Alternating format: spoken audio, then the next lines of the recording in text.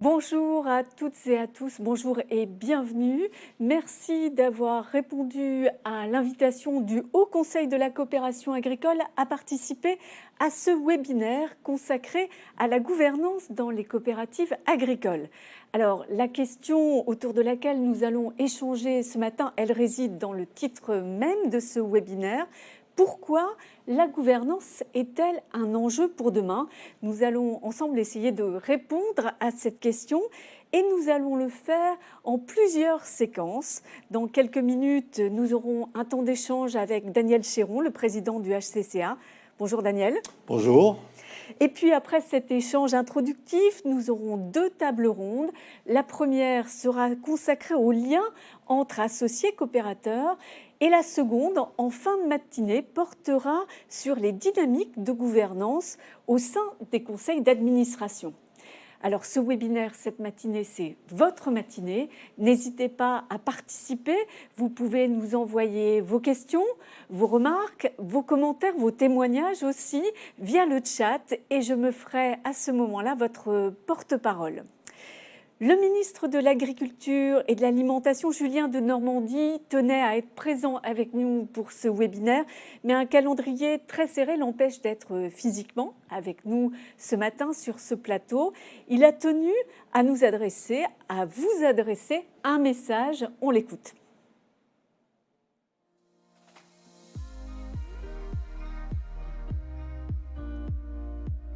Monsieur le Président, cher Daniel Chéron, Mesdames et Messieurs les membres du Haut Conseil à la coopération agricole, Mesdames et Messieurs les présidents de coopératives agricoles, Mesdames et Messieurs. Je tiens tout d'abord à vous remercier pour votre invitation. C'est pour moi un vrai plaisir d'introduire aujourd'hui ce séminaire. Vous le savez, le principal défi de notre agriculture est bel et bien de regagner en souveraineté agroalimentaire. Cette question est d'une importance stratégique, d'autant plus encore dans un pays comme le nôtre, profondément agricole, qui se fonde sur le savoir-faire de ses agriculteurs et sur la qualité de ses productions. Alors, pour relever cet immense défi et préparer notre avenir agricole, le modèle coopératif est une véritable force qu'il nous faut préserver. Et je le dis clairement, je crois profondément à la force de notre modèle coopératif. Les 2400 coopératives agricoles françaises représentent à elles seules 40% de la production agroalimentaire de notre pays. C'est colossal. Et cela prouve une nouvelle fois que l'union fait la force. C'est d'ailleurs particulièrement vrai dans notre secteur où près de 75% des agriculteurs français adhèrent au moins à une coopérative agricole. Mais derrière ces chiffres, c'est avant tout l'opportunité du modèle coopératif qu'il faut souligner. Devenir membre d'une coopérative agricole, cela permet d'abord d'accroître son pouvoir économique sur des marchés de plus en plus concurrentiels. En regroupant leurs offres et en investissant ensemble dans des secteurs innovants, les agriculteurs coopérateurs sont armés pour faire entendre leur voix et défendre leurs intérêts.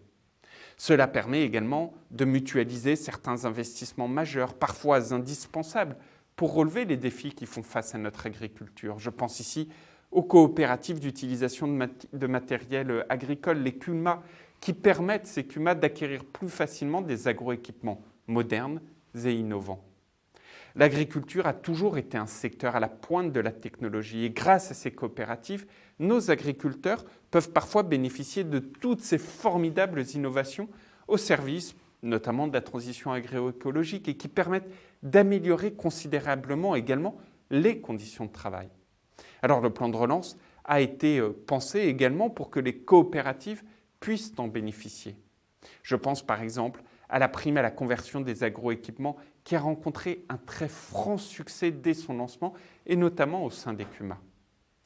Parce qu'elles sont à la fois vertueuses, modernes et résilientes, les coopératives bénéficient donc de droits particuliers, et notamment d'avantages fiscaux importants accordés par l'État. Il est important de maintenir ce statut particulier et je continuerai à soutenir ce modèle. Mais face à ces droits, les coopératives se doivent de remplir leurs devoirs principaux à l'égard de leurs adhérents. Et parmi ces devoirs, il y en a un fondamental, celui de la prise en compte du collectif. C'est indispensable, c'est l'ADN du modèle coopératif et le gage de la confiance. La coopérative agricole appartient à ses adhérents. Il est donc essentiel que ces derniers participent à la gouvernance de la coopérative et qu'ils bénéficient d'une parfaite diffusion des informations liées à la vie de la coopérative.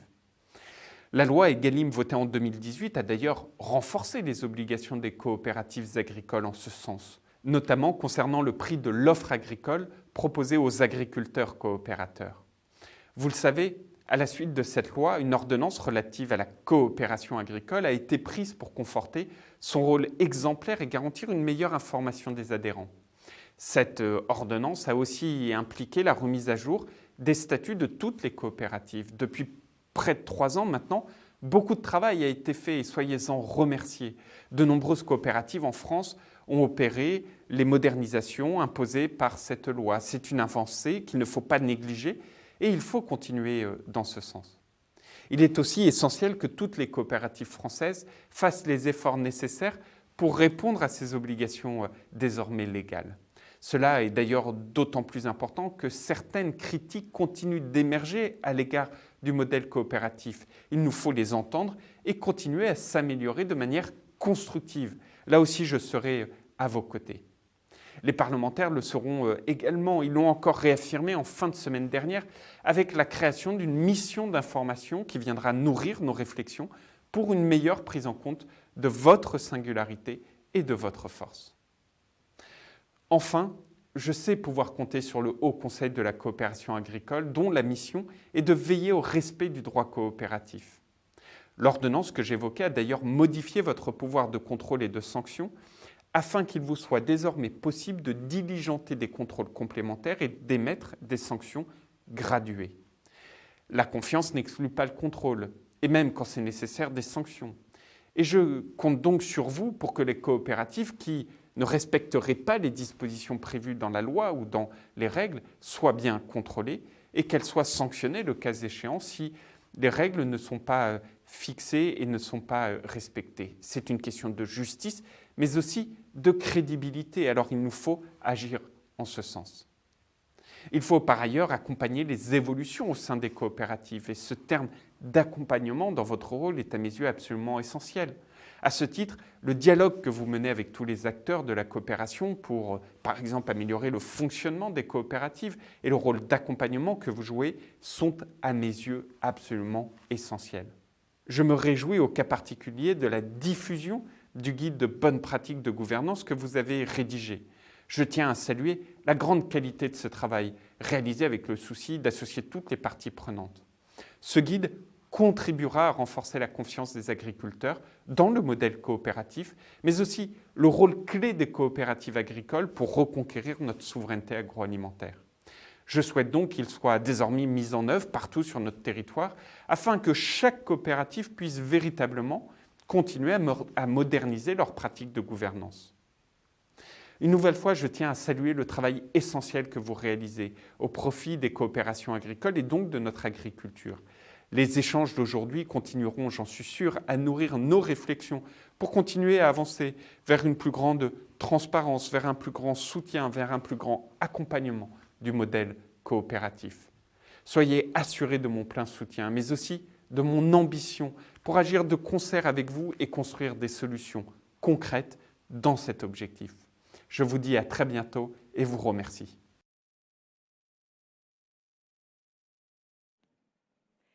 C'était le message que souhaitait vous adresser Julien Denormandie, le ministre de l'Agriculture et de l'Alimentation.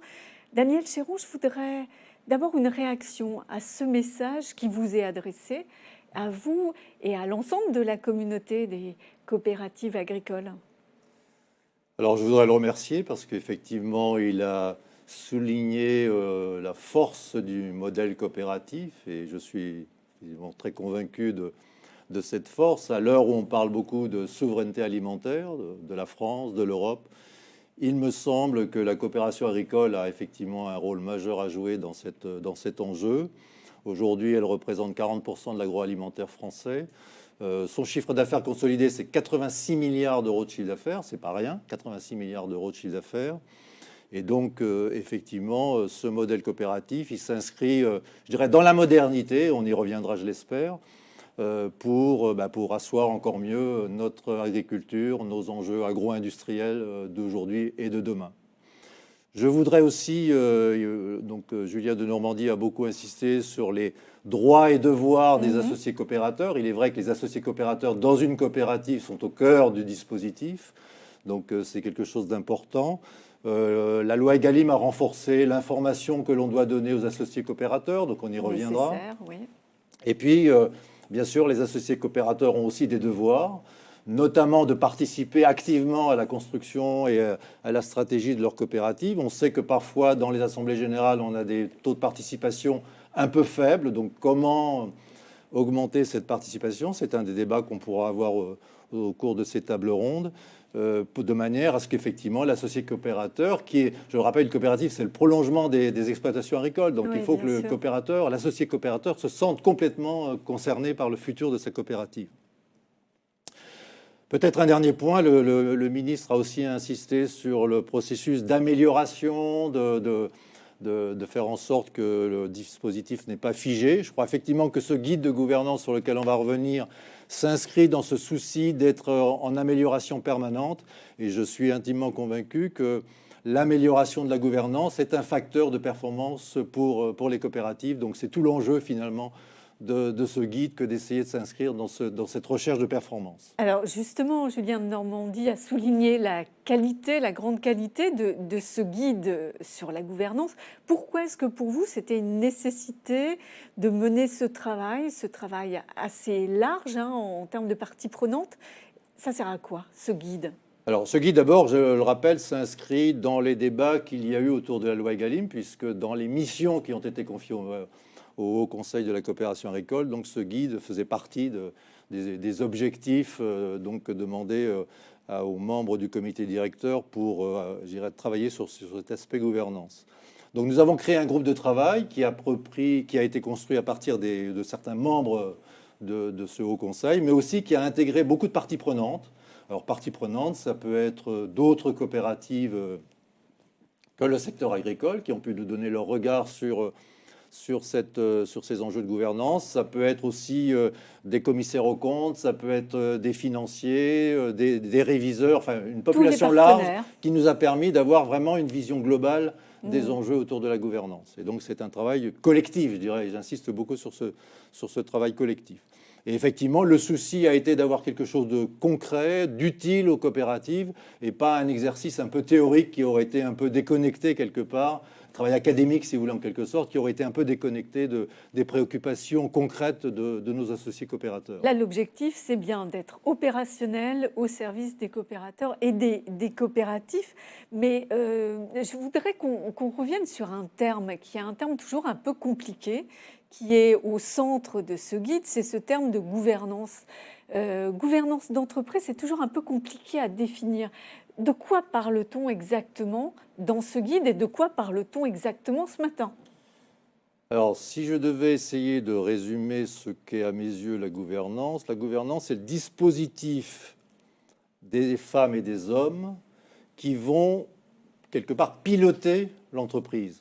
Piloter au sens stratégie du terme, piloter au sens gestion opérationnelle au jour le jour, et aussi de contrôle a posteriori des actions menées par notamment les opérationnels.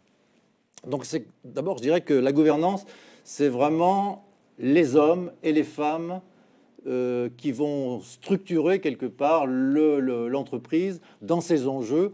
Quand on parle de gouvernance, on parle d'intérêt social. Alors l'intérêt social, c'est quoi? C'est une sorte de boussole qui va permettre à l'entreprise, à partir de son projet, de réfléchir à sa pérennité, de réfléchir à l'intérêt ou les objectifs de ses actionnaires, qui va aussi prendre en compte les parties prenantes, et notamment dans les parties prenantes, bien sûr, les salariés, qui sont aussi au cœur du dispositif.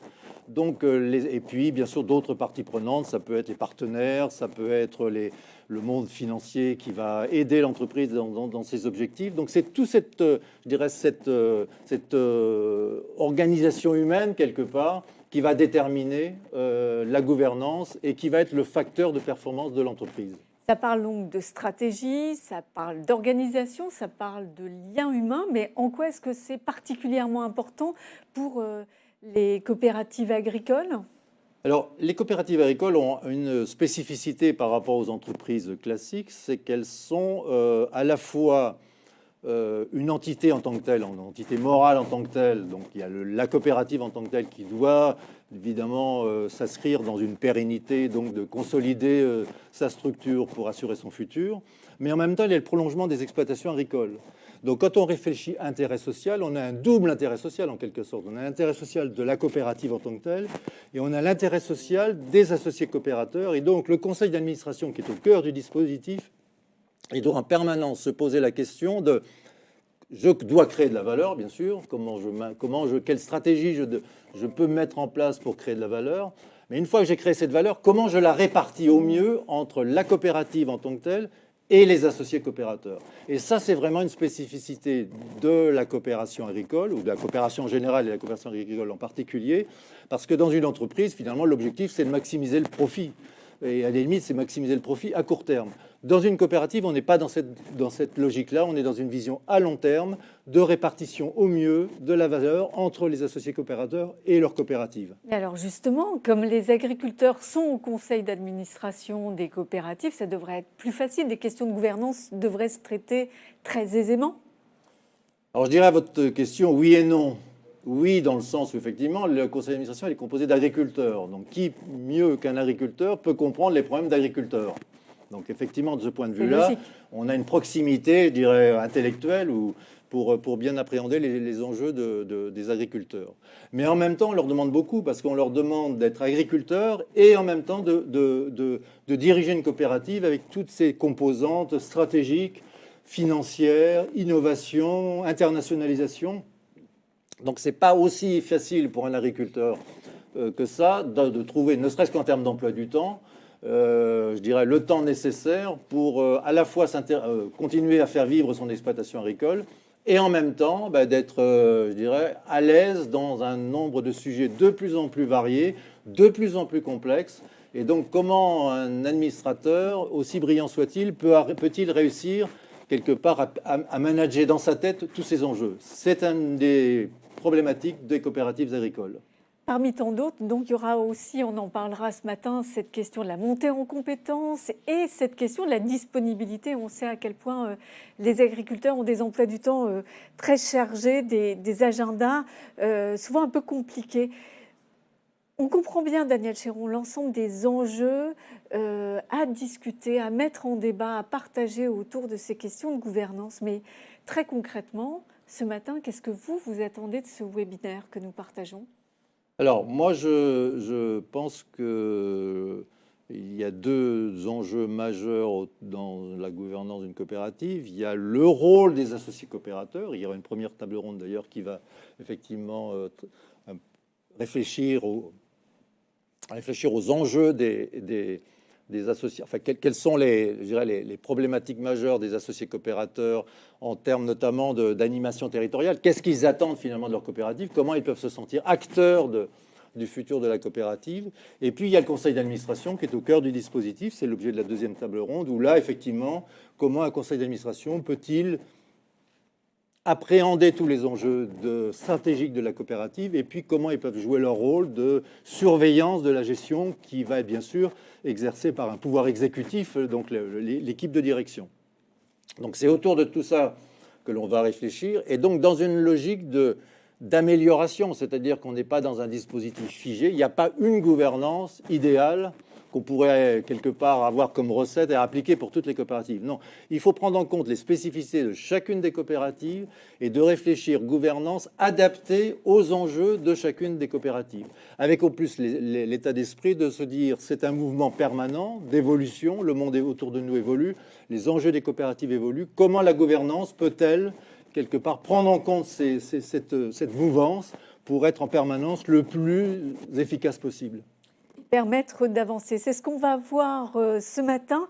Alors, nous allons commencer par parler, vous l'avez dit, du rôle des associés coopérateurs dans ces questions de gouvernance. On critique assez souvent les grandes coopératives qui se seraient éloignées de leur base au point de ne plus répondre toujours aux attentes des agriculteurs. Ça va être l'un des sujets que nous allons aborder pendant cette première table ronde et on abordera aussi les questions de proximité entre agriculteurs, entre dirigeants, des sujets qui sont d'autant plus complexes, on vient de le dire, que la taille des coopératives augmente régulièrement. Plein de sujets passionnants, on y revient tout de suite. Merci Daniel Chéron, on vous retrouve à la fin de ce webinaire pour conclure nos travaux et nous allons accueillir maintenant les premiers invités, ceux de cette première table ronde qui s'intitule « Comment maintenir le lien entre les associés coopérateurs ». À tout de suite.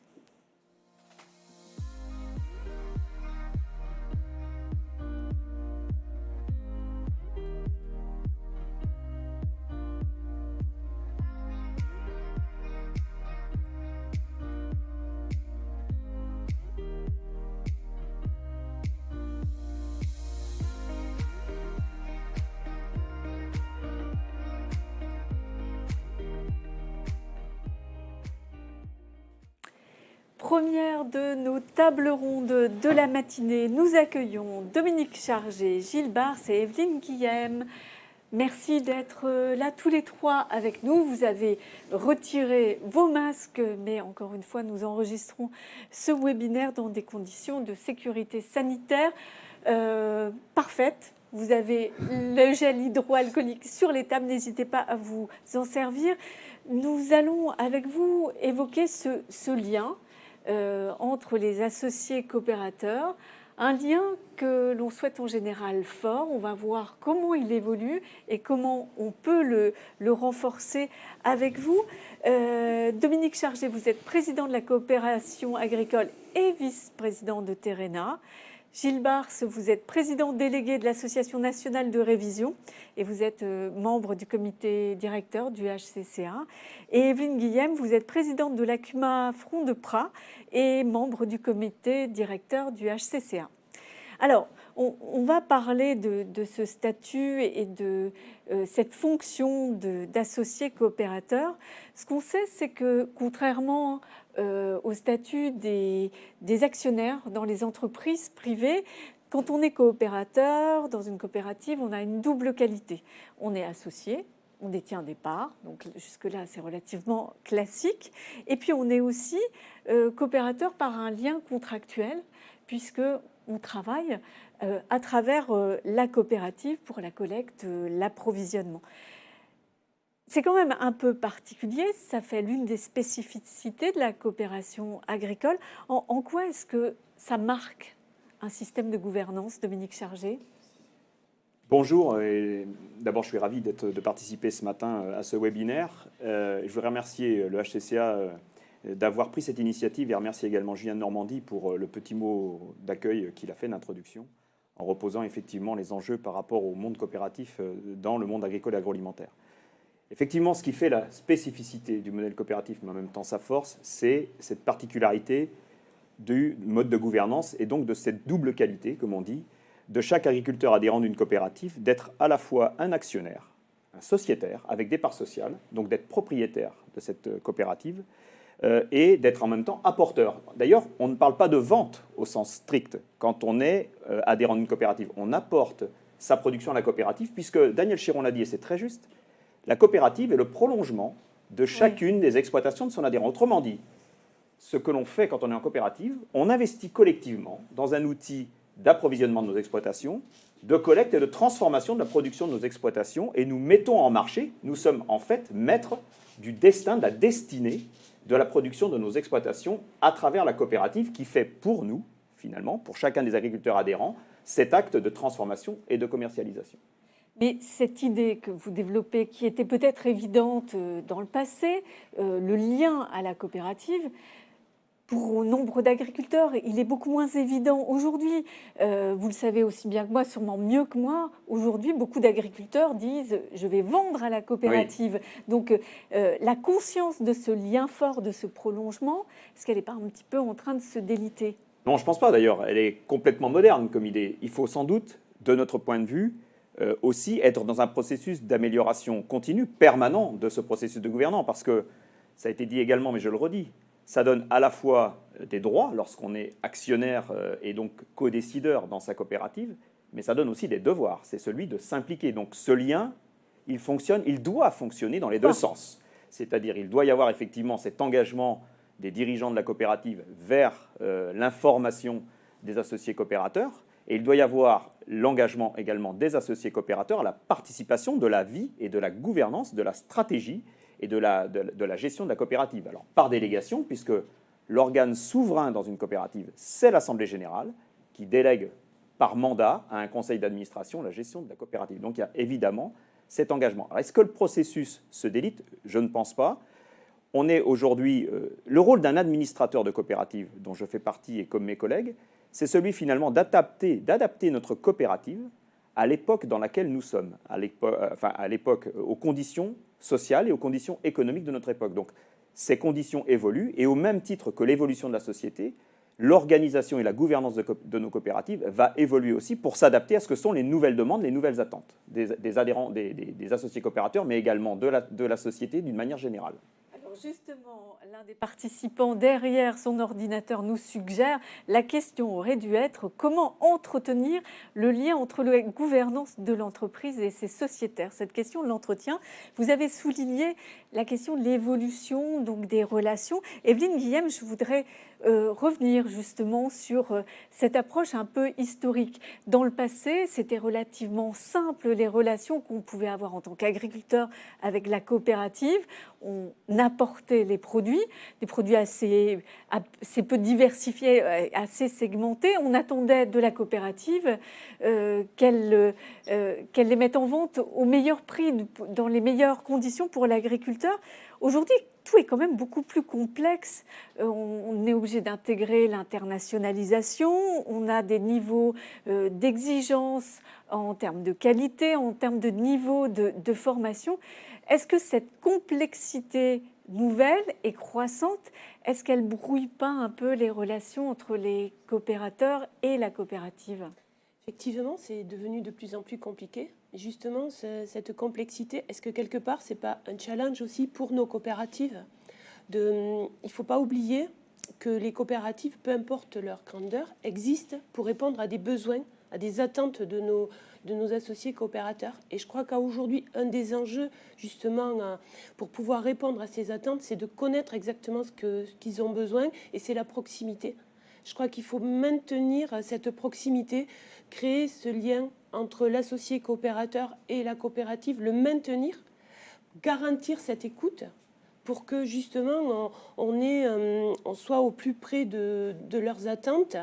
Et pour ça, il faut créer des lieux d'échange. Alors ça peut être avec le centre technico-commercial, ça peut être des commissions, ça peut être des groupes de travail où on va associer l'associé coopérateur à ces échanges pour recueillir ses besoins, mais aussi faire passer des messages, faire connaître et faire comprendre les enjeux de la coopérative. Ça me semble important. Et puis, d'un autre côté, c'est maintenir cette animation territoriale interne au niveau de la coopérative pour aussi, quelque part, peut-être... ça va aboutir à l'émergence de projets, de nouvelles activités pour la coopérative. Une fois qu'on a bien conscience des besoins, qui peuvent être hétérogènes, puisqu'on a des territoires qui sont de plus en plus importants, avec des filières différentes suivant les coopératives, je crois que le second enjeu, c'est le service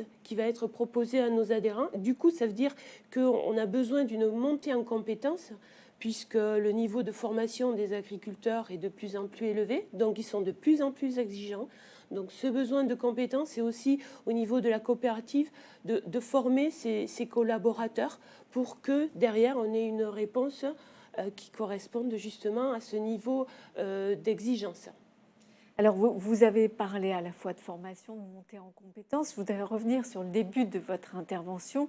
Vous dites il faut réussir à renouer ce lien.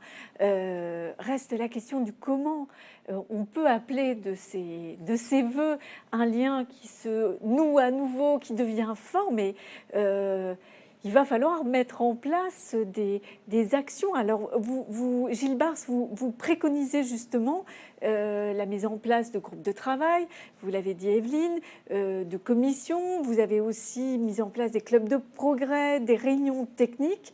Ça fait beaucoup de choses. Est-ce que ça marche et est-ce que c'est suffisant ? Alors, il faut rappeler quand même que l'aspect technique qui a été développé dans nos coopératives a répondu à ce que l'on nous demandait, nous, les agriculteurs, à la sortie de la dernière guerre mondiale, c'était de nourrir la population. Je crois que ce challenge-là, il a été relevé, et de quelle manière, puisqu'aujourd'hui, il suffit de voir les grandes surfaces, on ne manque de rien. Donc la technique a apporté, c'est vrai, ce développement de notre agriculture, cette création de richesse dans nos territoires et dans nos exploitations agricoles. Aujourd'hui, et ça a été dit à la fois par Dominique et par Evelyne, la demande, elle change. La demande, elle change. La société attend autre chose. Le consommateur attend autre chose. Donc, il faut développer, je pense, la segmentation. Il faut intégrer les notions environnementales. Il faut produire autant, voire plus, avec moins, puisque c'est ce que l'on nous dit, c'est ce que la société aussi attend. Et ça, je crois que les coopératives n'ont pas attendu aujourd'hui pour le faire. Donc, il faut développer une autre culture, une autre philosophie de notre métier et donner les moyens aux agriculteurs de l'acquérir. Donc, ça, c'est évidemment, ça passe par la formation. Ça, je crois que c'est indéniable.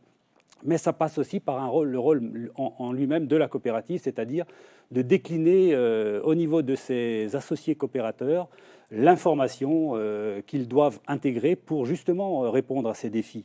Alors cette information, elle se décline par avec des moyens différents et assez complets. C'est évidemment d'abord, mais je voudrais quand même d'abord dire que c'est la coopérative qui doit le faire. On dit le pouvoir s'éloigne quand la coopérative grandit, mais les territoires, ça existe. Et la coopérative qui grandit doit avoir en permanence le but, ou en tout cas la cible et l'objectif, d'atteindre toujours ses associés coopérateurs. Donc, à ce niveau-là, il faut créer des territoires, des sections territoriales. Il faut décliner la coopérative au niveau de ces territoires. Je prends mon cas, je suis sur un territoire c'est la Bretagne.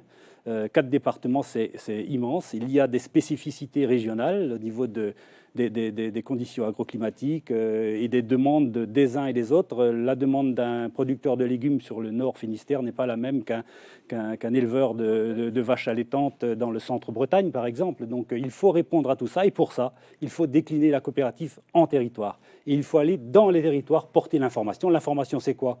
C'est qu'il faut informer les adhérents coopérateurs que le marché, il est bien là et qu'il est prégnant pour la coopérative. Elle doit être dans le marché, donc pour répondre à cette spécificité-là.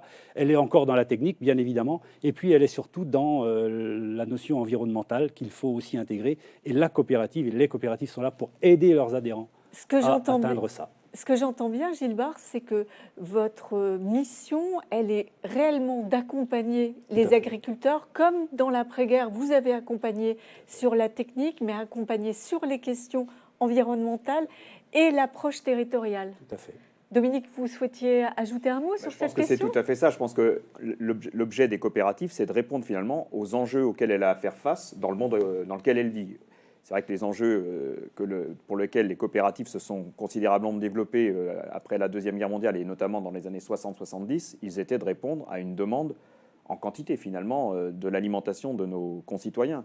Aujourd'hui, et depuis, la fin des années 90, le début des années 2000, les enjeux ont changé, se sont modifiés. Les attentes de la société, les attentes des consommateurs se sont modifiées. On est beaucoup plus aujourd'hui challengé sur des enjeux de transition agroécologique et de souveraineté alimentaire, quelque part, parce que nous avons aujourd'hui des productions sur lesquelles nous importons massivement, malgré tout, en tout cas sur le territoire français, vis-à-vis du reste de l'Europe. Donc c'est pour nous des enjeux importants auxquels on doit répondre et pour lesquels on doit accompagner les associés coopérateurs dans la transformation de leur modèle de production.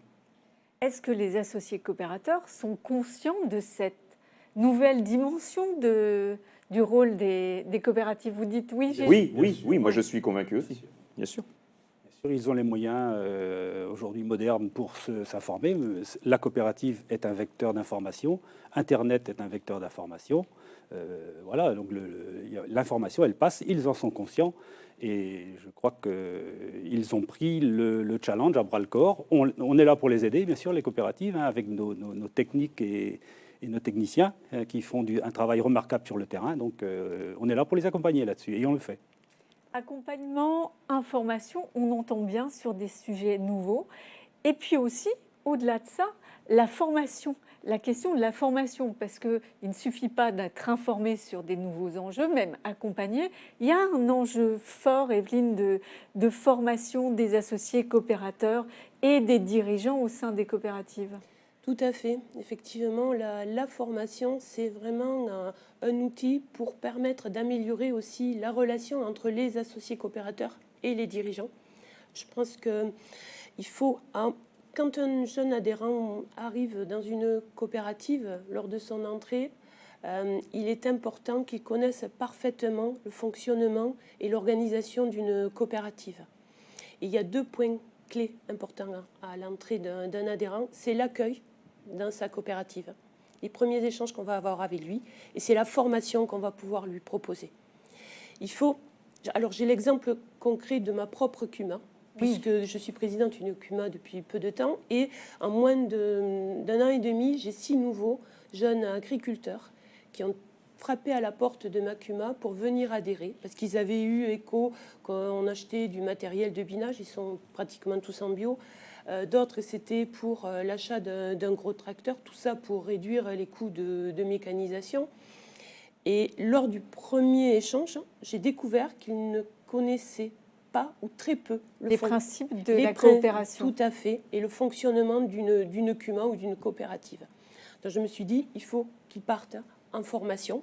Donc ça a été la première des choses. Donc du coup, on a lors de notre AG, on a dédié un budget pour la formation, pour sensibiliser les autres adhérents sur le bien fondé de cette démarche, pour qu'ils prennent bien en compte l'enjeu de ce qu'est la formation. Et du coup, ils sont partis pour certains l'hiver dernier, d'autres partiront l'hiver prochain, faire une formation qui est toute simple, adhérer à ma CUMA, quelle stratégie pour mon exploitation agricole, parce que comme le disait Dominique ou Gilles, la CUMA, c'est le prolongement de son exploitation agricole. Donc c'est important qu'ils puissent prendre ces premières bases. Et une fois qu'ils se seront formés, la CUMA va être un lieu informel de formation et de mise en pratique via l'échange de pair à pair de ce qu'est une coopérative. Parce que c'est la base. Formation entre pairs. Voilà. Mais ce que vous décrivez, est-ce que ça ne devrait pas être un réflexe, quasiment une obligation, quand on entre dans une coopérative, on se forme au système coopératif ? Je pense, mais je serais, comme j'ai été très surprise, je pense qu'il y a un autre point important à soulever, c'est dans la formation initiale. Puisque ces jeunes agriculteurs qui arrivaient, ils sortaient d'un cursus d'enseignement agricole. Et avoir si peu de connaissances a été vraiment... Mais pourtant, ça fait partie du cursus. Mais pas tellement que ça. Ça l'est pas. Il y a très peu de modules qui touchent la coopération. Et on parle beaucoup d'économie sociale et solidaire. C'est très à la mode, mais il faut se donner les moyens justement de s'approprier ce qu'est la coopération en règle générale. Et les CUMA en particulier dans votre cas. Et d'autant plus que avoir l'esprit, on va dire, collectif, c'est quand même une des composantes de la raison d'être des coopératives. Et ne pas avoir cet esprit coopératif, je veux dire... On peut faire une grosse erreur en entrant... Tout à fait. Non, c'est pas la peine de venir en coopérative. On n'entre pas sur un malentendu dans une coopérative. Dominique ? Sur cette question de la formation et de l'accueil, comme le soulignait Evelyne, je pense qu'effectivement, on doit aussi progresser sur ce terrain-là, parce que si nos parents, et même, je pense, notre génération, nous avons adhéré à la coopérative parce que ça nous semblait la logique de l'outil collectif qui nous permettait d'avoir une valorisation de la production, une pérennité de l'activité économique de nos exploitations, c'est sans doute un peu moins visible pour les nouvelles générations, pour qui la coopérative est là, est un outil qui existe et donc qui profite, entre guillemets, par atavisme. J'ai un petit peu envie de le dire comme ça. Et c'est vrai que c'est cette logique d'accueillir, de former, d'expliquer ce qu'est la coopérative et ce qu'est le rôle d'associé coopérateur est sans doute une démarche qu'on doit davantage développer aujourd'hui pour les nouvelles générations, qui d'ailleurs, les nouvelles générations, attendent sans doute aussi autre chose de la coopérative que ce que nous attendions, nous, il y a une vingtaine ou une trentaine d'années, parce que, au même titre que la société, nous sommes dans un processus plutôt de réindividualisation de cette logique collective, où le sens de collectif et mutualiste, être ensemble, plus fort ensemble, comme nous l'avons vécu nous, devient plus participatif et collaboratif, et donc comment je construis ensemble, en commun, l'avenir de chacun. C'est d'ailleurs la signature de la coopération agricole. Ce point-là, il est très important et vous soulignez les uns les autres. Evelyne nous donne un exemple au sein de Sakuma de jeunes agriculteurs qui arrivent, nombreux.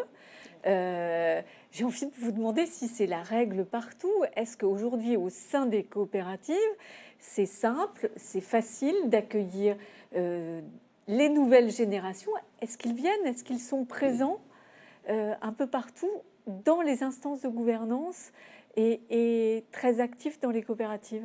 Alors, dans les instances de gouvernance, en règle générale, et je pense dans beaucoup de nos coopératives, il existe ce qu'on appelle des commissions, parce que des commissions jeunes, au même titre qu'il existe des commissions pour les différentes productions, des organisations de territoire, comme l'a souligné Gilles. En tout cas, les jeunes font l'objet sans doute d'une préoccupation, et doivent faire l'objet d'une préoccupation, une attention particulière lorsqu'ils adhèrent à la coopérative. Il y a forcément un premier contact qui se crée lors de la transmission d'une exploitation d'un agriculteur qui va céder vers un jeune agriculteur qui va s'installer. Mais je pense qu'il faut qu'on développe davantage, il faut qu'on travaille sur ce processus d'accueil et de mise du pied à l'étrier aux jeunes qui arrivent dans une coopérative. Mais c'est pour nous un enjeu majeur à deux niveaux.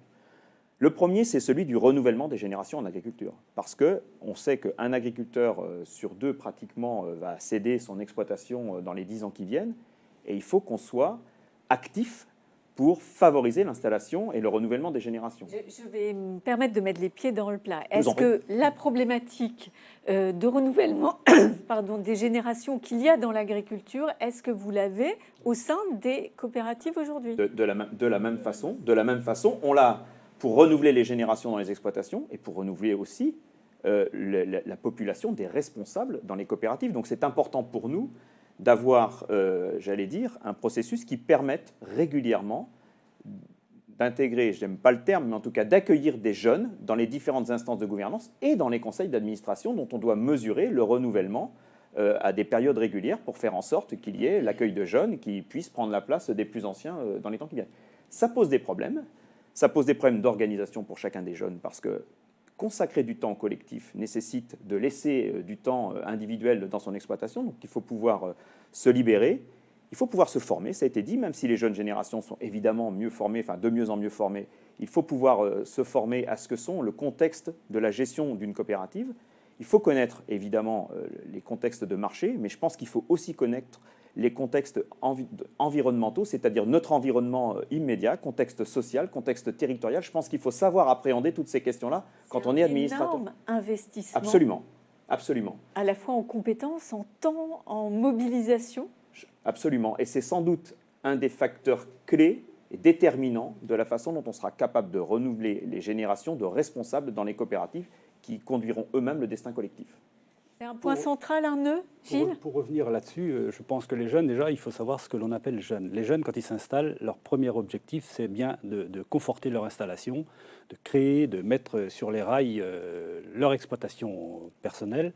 Donc, il faut savoir qu'ils ne seront disponibles que quand ce premier travail-là sera fait, et ce qui est logique.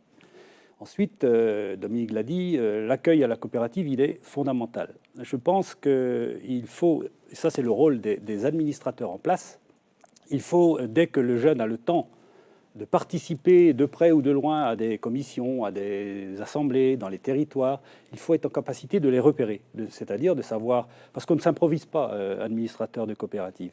On peut être un très bon agriculteur, être parfait chez soi. Après, il faut aussi avoir cette capacité à travailler en collectif, à partager, voilà, toutes ces notions qui sont importantes. Donc, il faut savoir repérer ces jeunes, et je dirais ces jeunes garçons comme filles, parce que la féminisation des conseils d'administration est aussi un problème posé. C'est clair, on y reviendra peut-être. Et donc, notre rôle à nous, c'est de les repérer. Et ensuite, de faire en sorte qu'ils puissent intégrer, soit par les métiers, soit par les territoires, la coopérative dans un premier temps, et dans un deuxième temps, le conseil d'administration. Pardon Gilles, mais on est sur du temps long. Absolument. Extrêmement long. L'agriculture, c'est des temps longs, ce que parfois la société ne comprend pas. L'agriculture, c'est des temps longs. Il faut laisser le temps au temps à l'agriculture de s'adapter à la nouvelle demande. Ça ne se fait pas du jour au lendemain. Je suis breton. Je sais, par exemple, le problème posé par l'eau en Bretagne. Aujourd'hui, ça fait 25 ans qu'on travaille sur le sujet. Les résultats sont là. Donc 25 ans, c'est un temps long. Donc c'est partout, en tout cas dans toutes les composantes de l'agriculture, il faut l'intégrer dès le départ. Je voudrais revenir sur la formation. La formation, ça se décline à plusieurs niveaux. Je pense que la formation, d'abord, la philosophie de la coopération agricole et de la coopération en général, elle repose sur des notions de solidarité, de mutualisme, de progrès collectif, de territoire, parce que les coopératives sont sur des territoires et elles sont donc non délocalisables. On est donc en responsabilité. Et donc je pense que cette formation, au départ, elle doit avoir lieu. Je pense que le mutualisme, la solidarité, le progrès collectif, ce sont des notions qui méritent, à mon sens, d'avoir toute leur place dans un cursus scolaire. Aujourd'hui, on constate que ça n'est pas le cas. Donc je dis que la formation, certes, ce sont les apprenants, mais ce sont aussi les enseignants. Je ne suis pas sûr que les enseignants aient la formation nécessaire pour parler de coopération agricole dans nos lycées. Et ils devraient, à mon sens. La coopération n'est pas née d'hier, on le sait. En Bretagne, nous avons eu, au niveau de la coopération agricole de l'Ouest, on avait organisé justement cette relation avec le corps enseignant dans les lycées agricoles au niveau BTS. Je crois que ça avait été assez intéressant de voir que des enseignants s'étaient intéressés à notre modèle coopératif. Enfin, pas tous les enseignants, mais certains lycées agricoles plus que d'autres. Donc ça veut dire qu'il n'y a pas un projet bien établi au niveau sans doute de l'organe de tutelle, qui est la DRAF, qui est notre organisme de tutelle. Donc on avait interpellé, nous, la DRAF, de façon à essayer de diffuser au maximum cet esprit de la coopération agricole. Et je crois que certains lycées avaient accroché, d'autres moins. Mais je trouve, on avait donc interpellé des élèves en formation BTS dans les lycées, et ça avait été un échange d'une richesse incroyable. Ils nous posaient exactement les questions que vous nous posez aujourd'hui.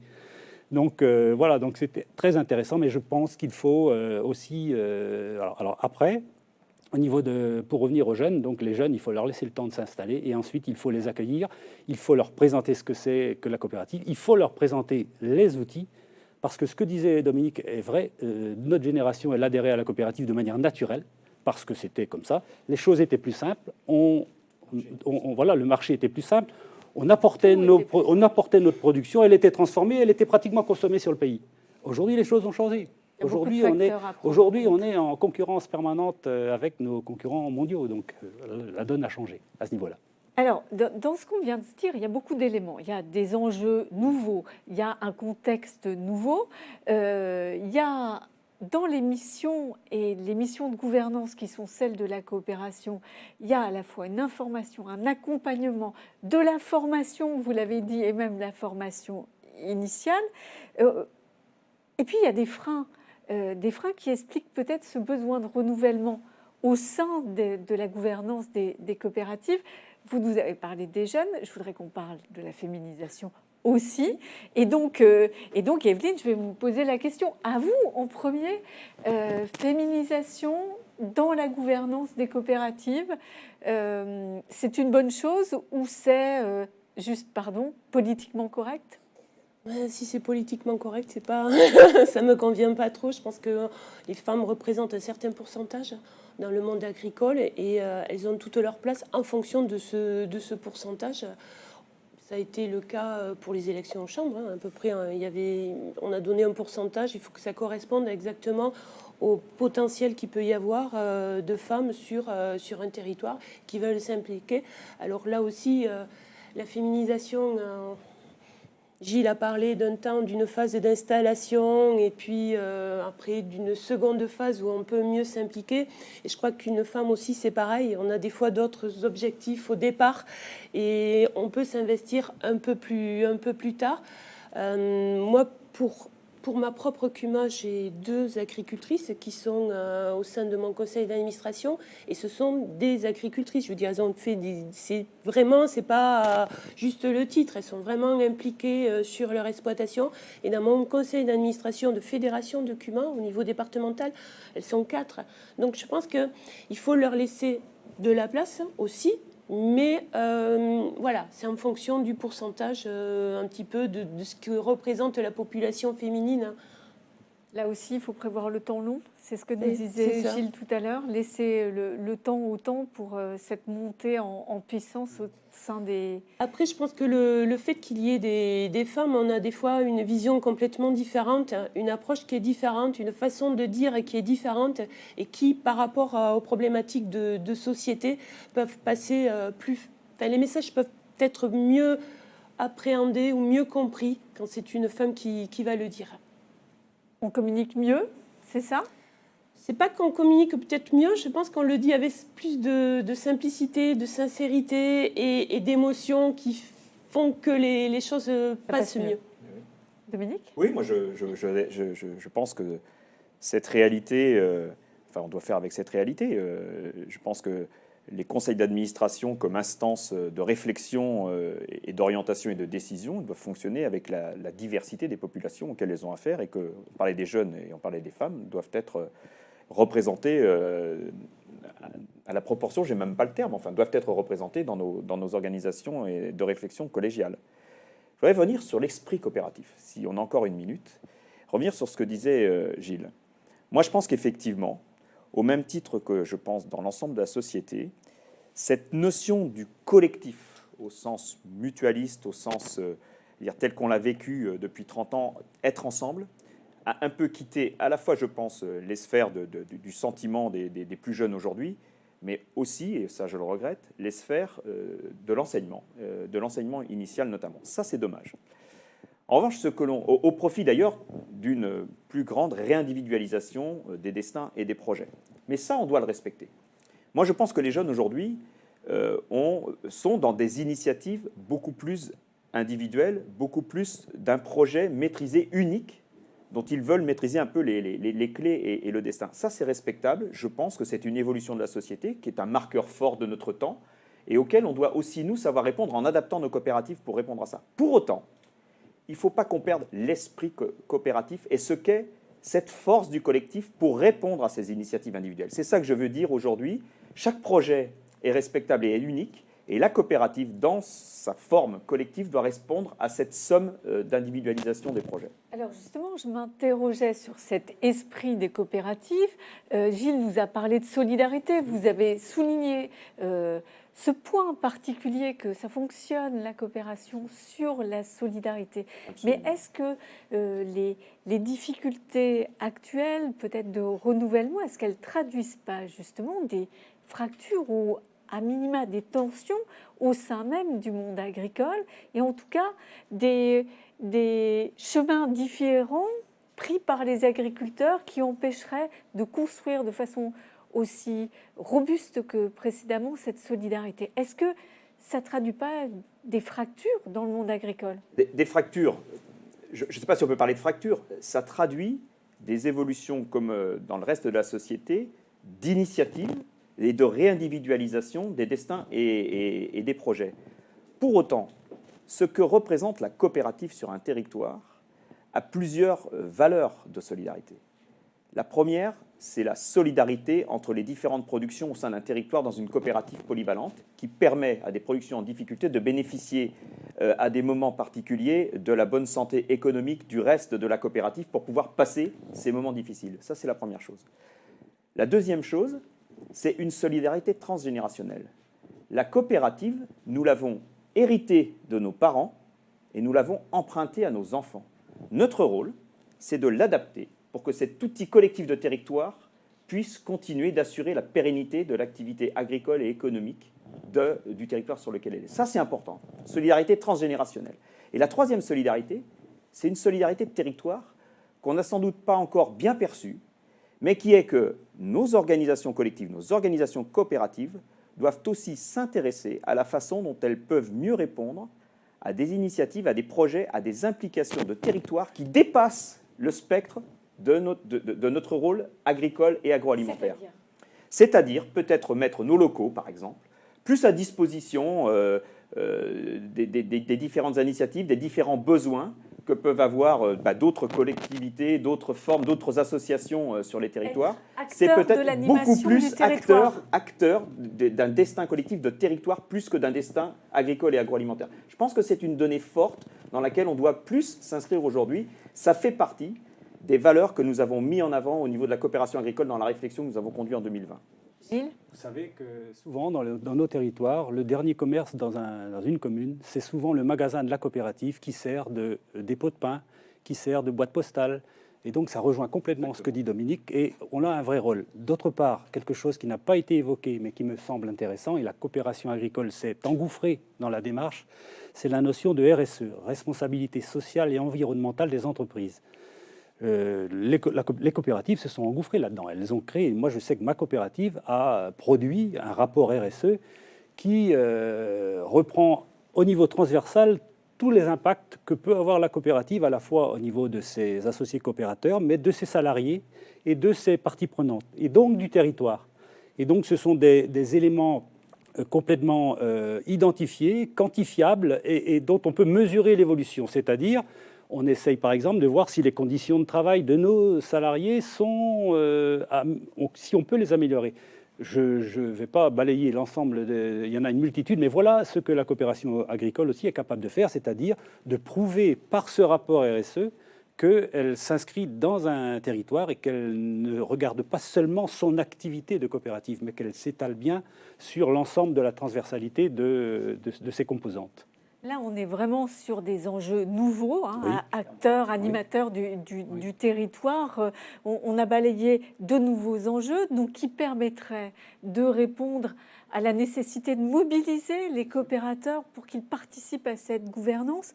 Est-ce que vous en voyez d'autres, des leviers qui permettent d'améliorer la gouvernance, de conforter cet esprit de la coopération que vous avez décrit, un esprit à renouveler, parce qu'il faut se sentir appartenir à la communauté pour être solidaire. Est-ce qu'il y en a d'autres, des leviers ?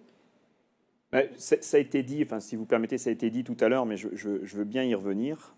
C'est le fait d'être capable de décliner cette gouvernance dans une forme décentralisée dès lors que les coopératives grossissent. Parce que je sais que la taille est souvent l'objet la taille des coopératives peut être l'objet de controverses. Les coopératives n'ont pas grossi pour le plaisir de devenir grosses. Elles ont grossi, elles se sont regroupées, elles ont pris des tailles plus importantes pour être mieux en capacité de répondre aux enjeux de marché auxquels elles sont positionnées.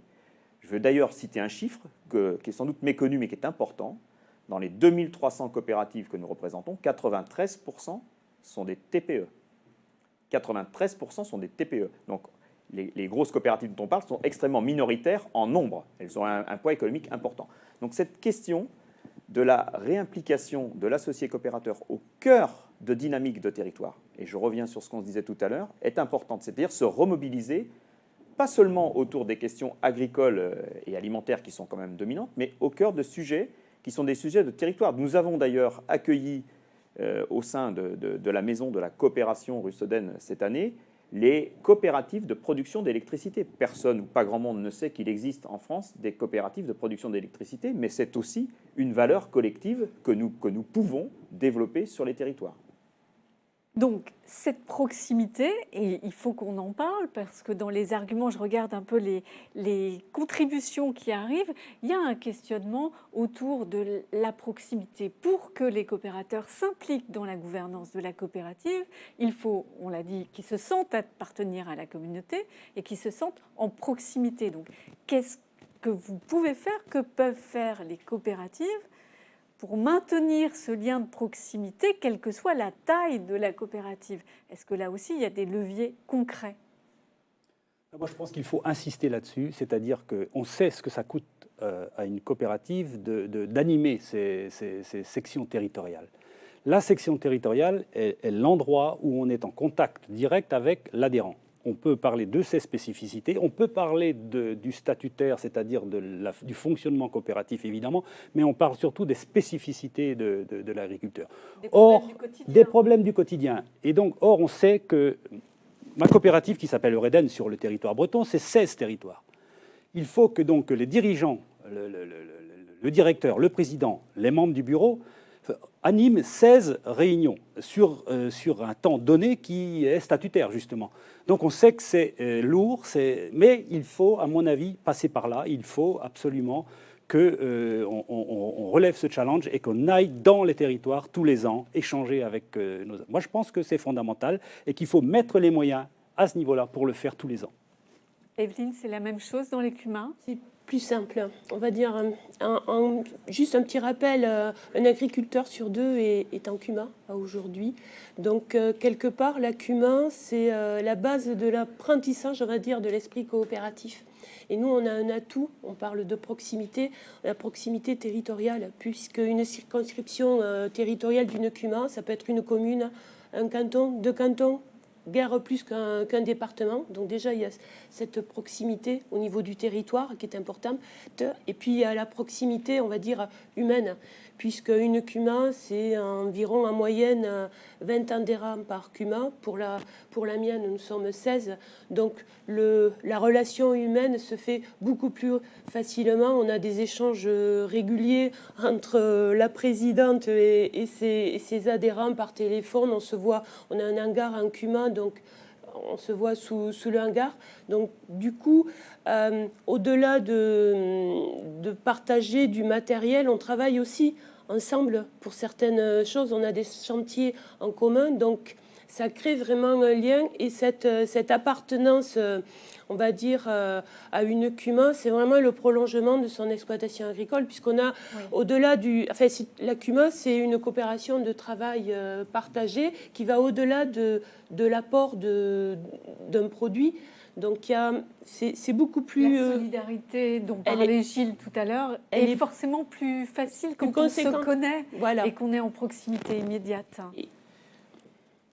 Après, je pense qu'il faut être aussi parfaitement réaliste et pragmatique.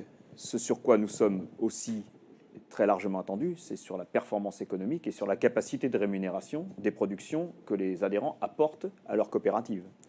Et à ce sujet-là, la participation, on le voit bien dans nos coopératives polyvalentes, la participation aux sections spécialisées de production est beaucoup plus massive, beaucoup plus importante qu'aux sections territoriales transversales. Donc, il y a un attrait par la production et par l'économie. C'est quand même sur la performance économique. Et donc, notre capacité à pouvoir identifier les enjeux sur lesquels nous devons embarquer quelque part, l'activité des exploitations agricoles, elle est majeure dans la façon dont nous séduisons et dont nous avons une réponse positive aux différentes sollicitations de nos adhérents. Et là-dessus, on le voit bien, les enjeux sur lesquels dont on parlait tout à l'heure, qui sont de transition agroécologique, de segmentation de la production, mais également de compétitivité de nos différentes activités sur les différents marchés sur lesquels on est positionné, elles sont majeures, cette capacité de réponse économique. Donc nous devons avoir dans nos coopératives aussi une réponse pertinente sur le plan économique et financier. Il ne faut pas oublier ce fondamental. Évidemment... Peut-être avant tout. En tout cas, en même temps, c'est sûr, avant tout et en même temps. On ne peut pas, si on n'a pas cette dimension, si on n'a pas cette performance, il est clair que nous n'aurons pas le reste non plus. Donc c'est important qu'on le souligne quand même. C'est ce que nous dit l'un des participants, donc chez lui devant son ordinateur, qui nous dit le besoin, l'attente première de l'associé coopérateur, c'est, et c'est écrit en gras et en majuscule, la valorisation de sa production égale rémunération. Donc c'est bien au cœur des préoccupations des associés coopérateurs, c'est que la coopérative les aide à vivre de leur travail. Et puis, on a d'autres contributions sur cette question de la raison d'être de la coopérative.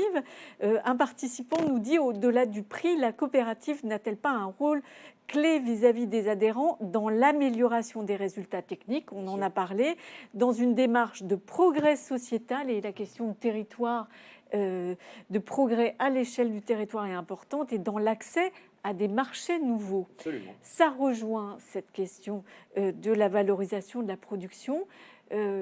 Rôle plus classique pour les coopératives l'accès à des marchés nouveaux?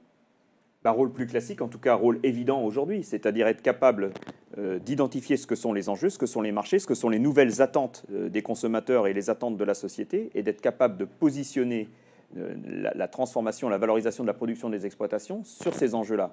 Et donc d'accompagner les agriculteurs dans une production qui soit plus en phase à la fois en quantité, en qualité, mais probablement de plus en plus en planification pour pouvoir répondre justement à ces attentes des nouveaux marchés ou à ces nouvelles attentes des marchés.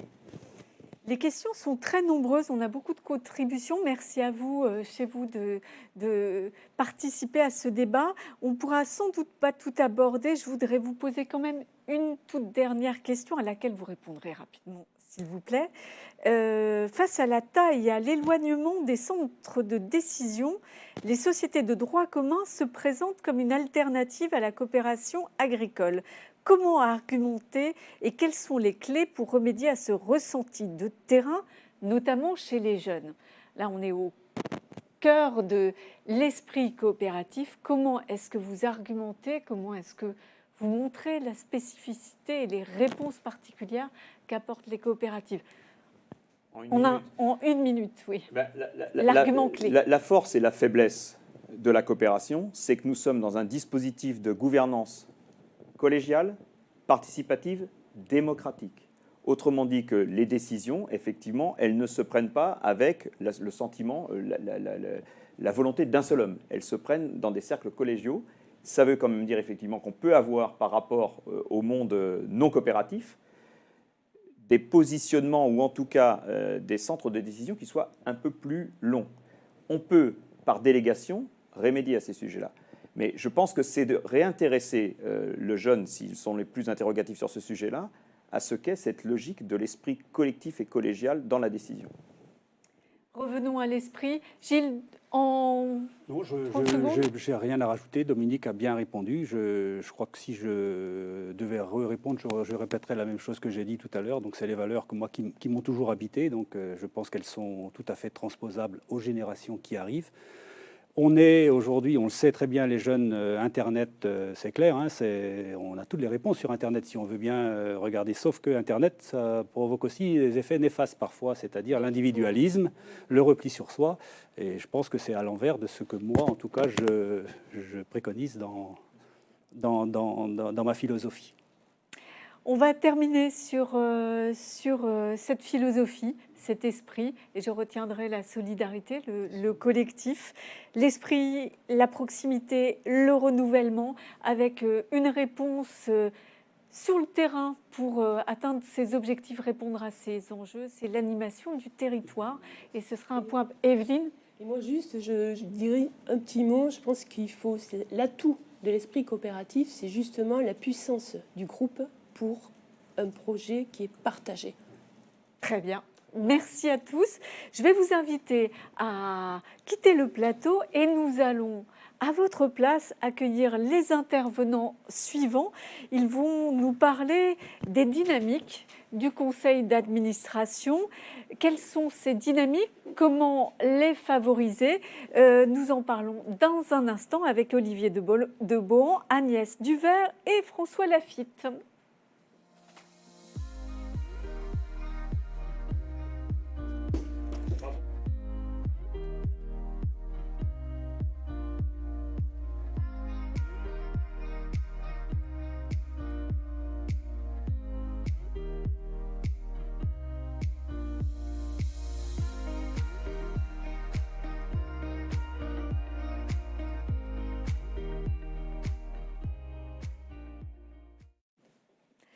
Alors, nos invités se sont installés en plateau et nous allons poursuivre nos échanges. Nous avons donc abordé les questions de la place, du rôle, des dynamiques des associés coopérateurs dans la première table ronde. Nous allons maintenant parler conseil d'administration.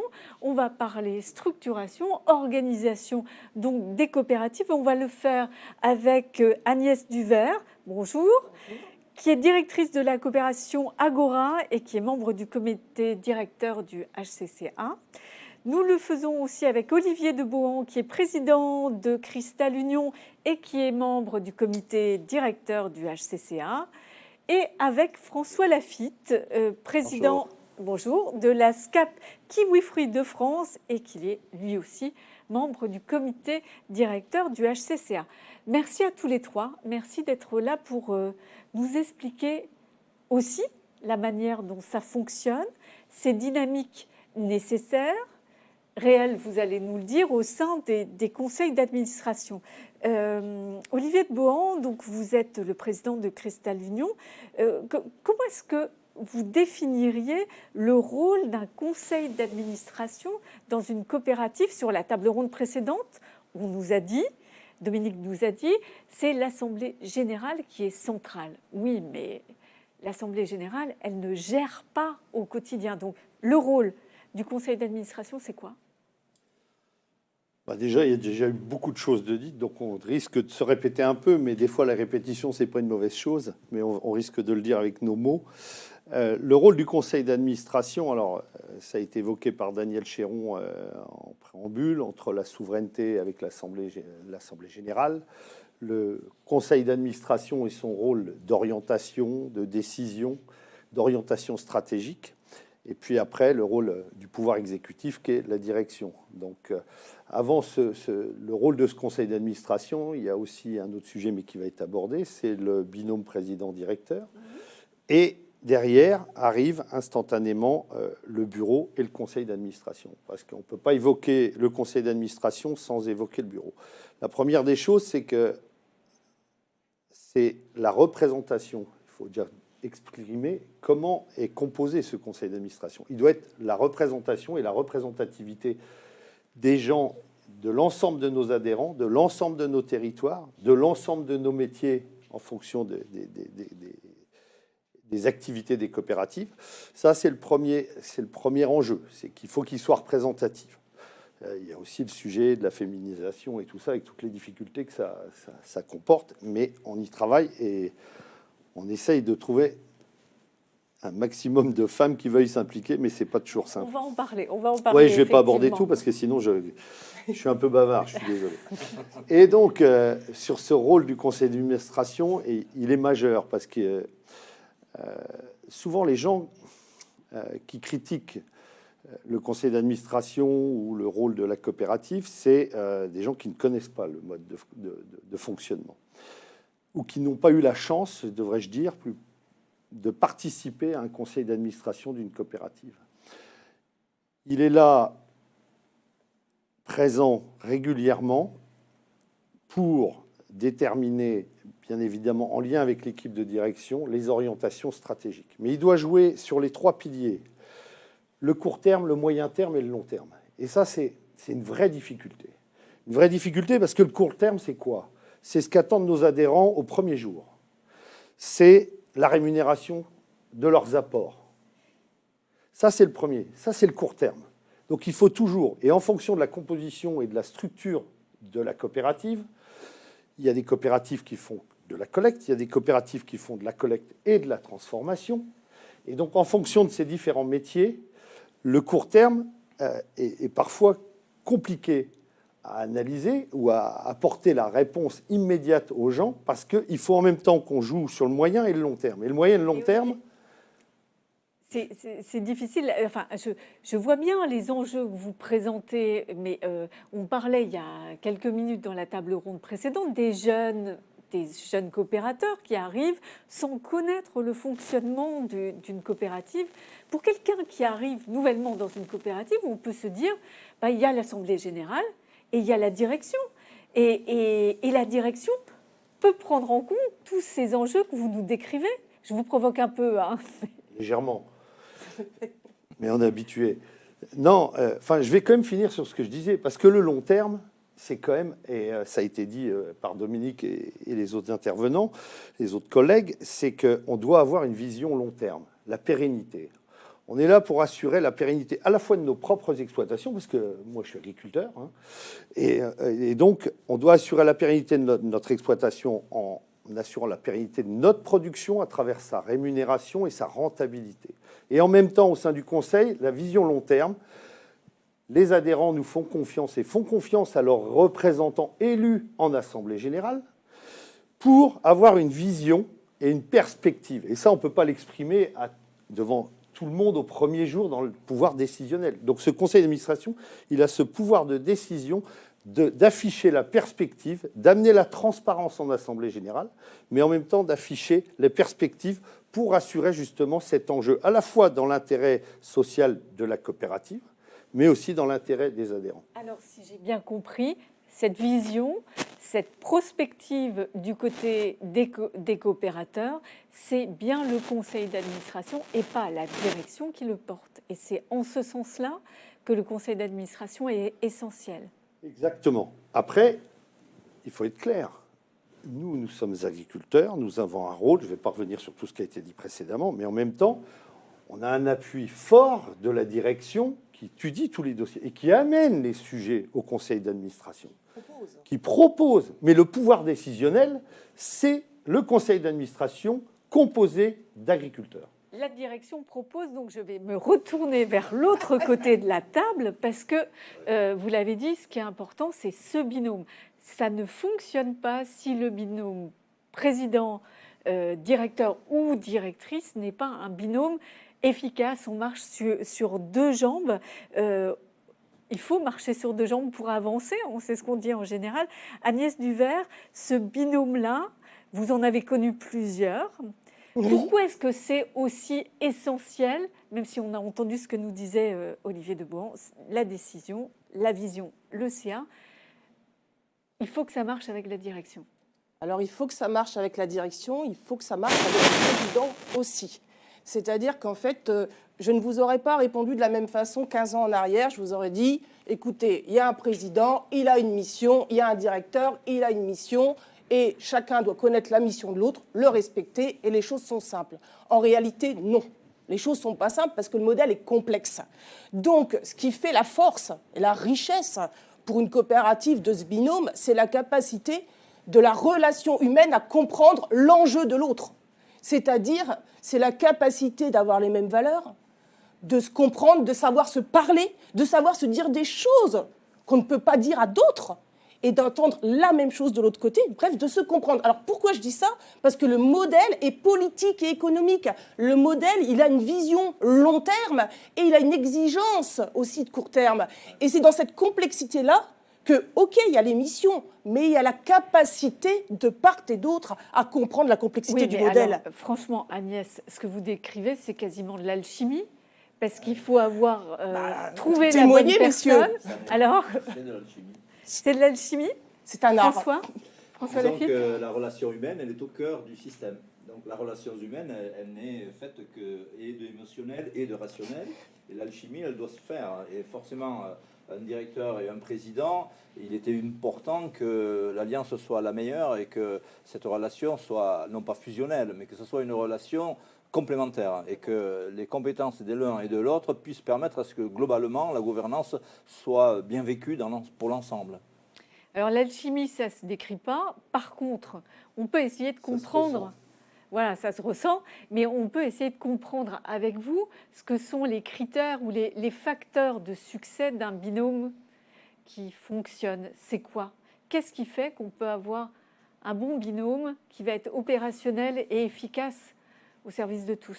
Moi, personnellement, premier, je mettrais la capacité, alors je parle du côté directeur, à comprendre la mission, la raison d'être et les valeurs de la coopérative. C'est-à-dire comprendre le modèle coopératif dans sa complexité.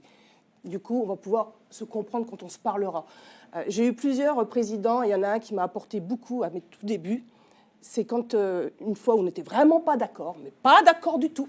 Il m'a dit, mais Agnès, on peut avoir économiquement raison et politiquement tort.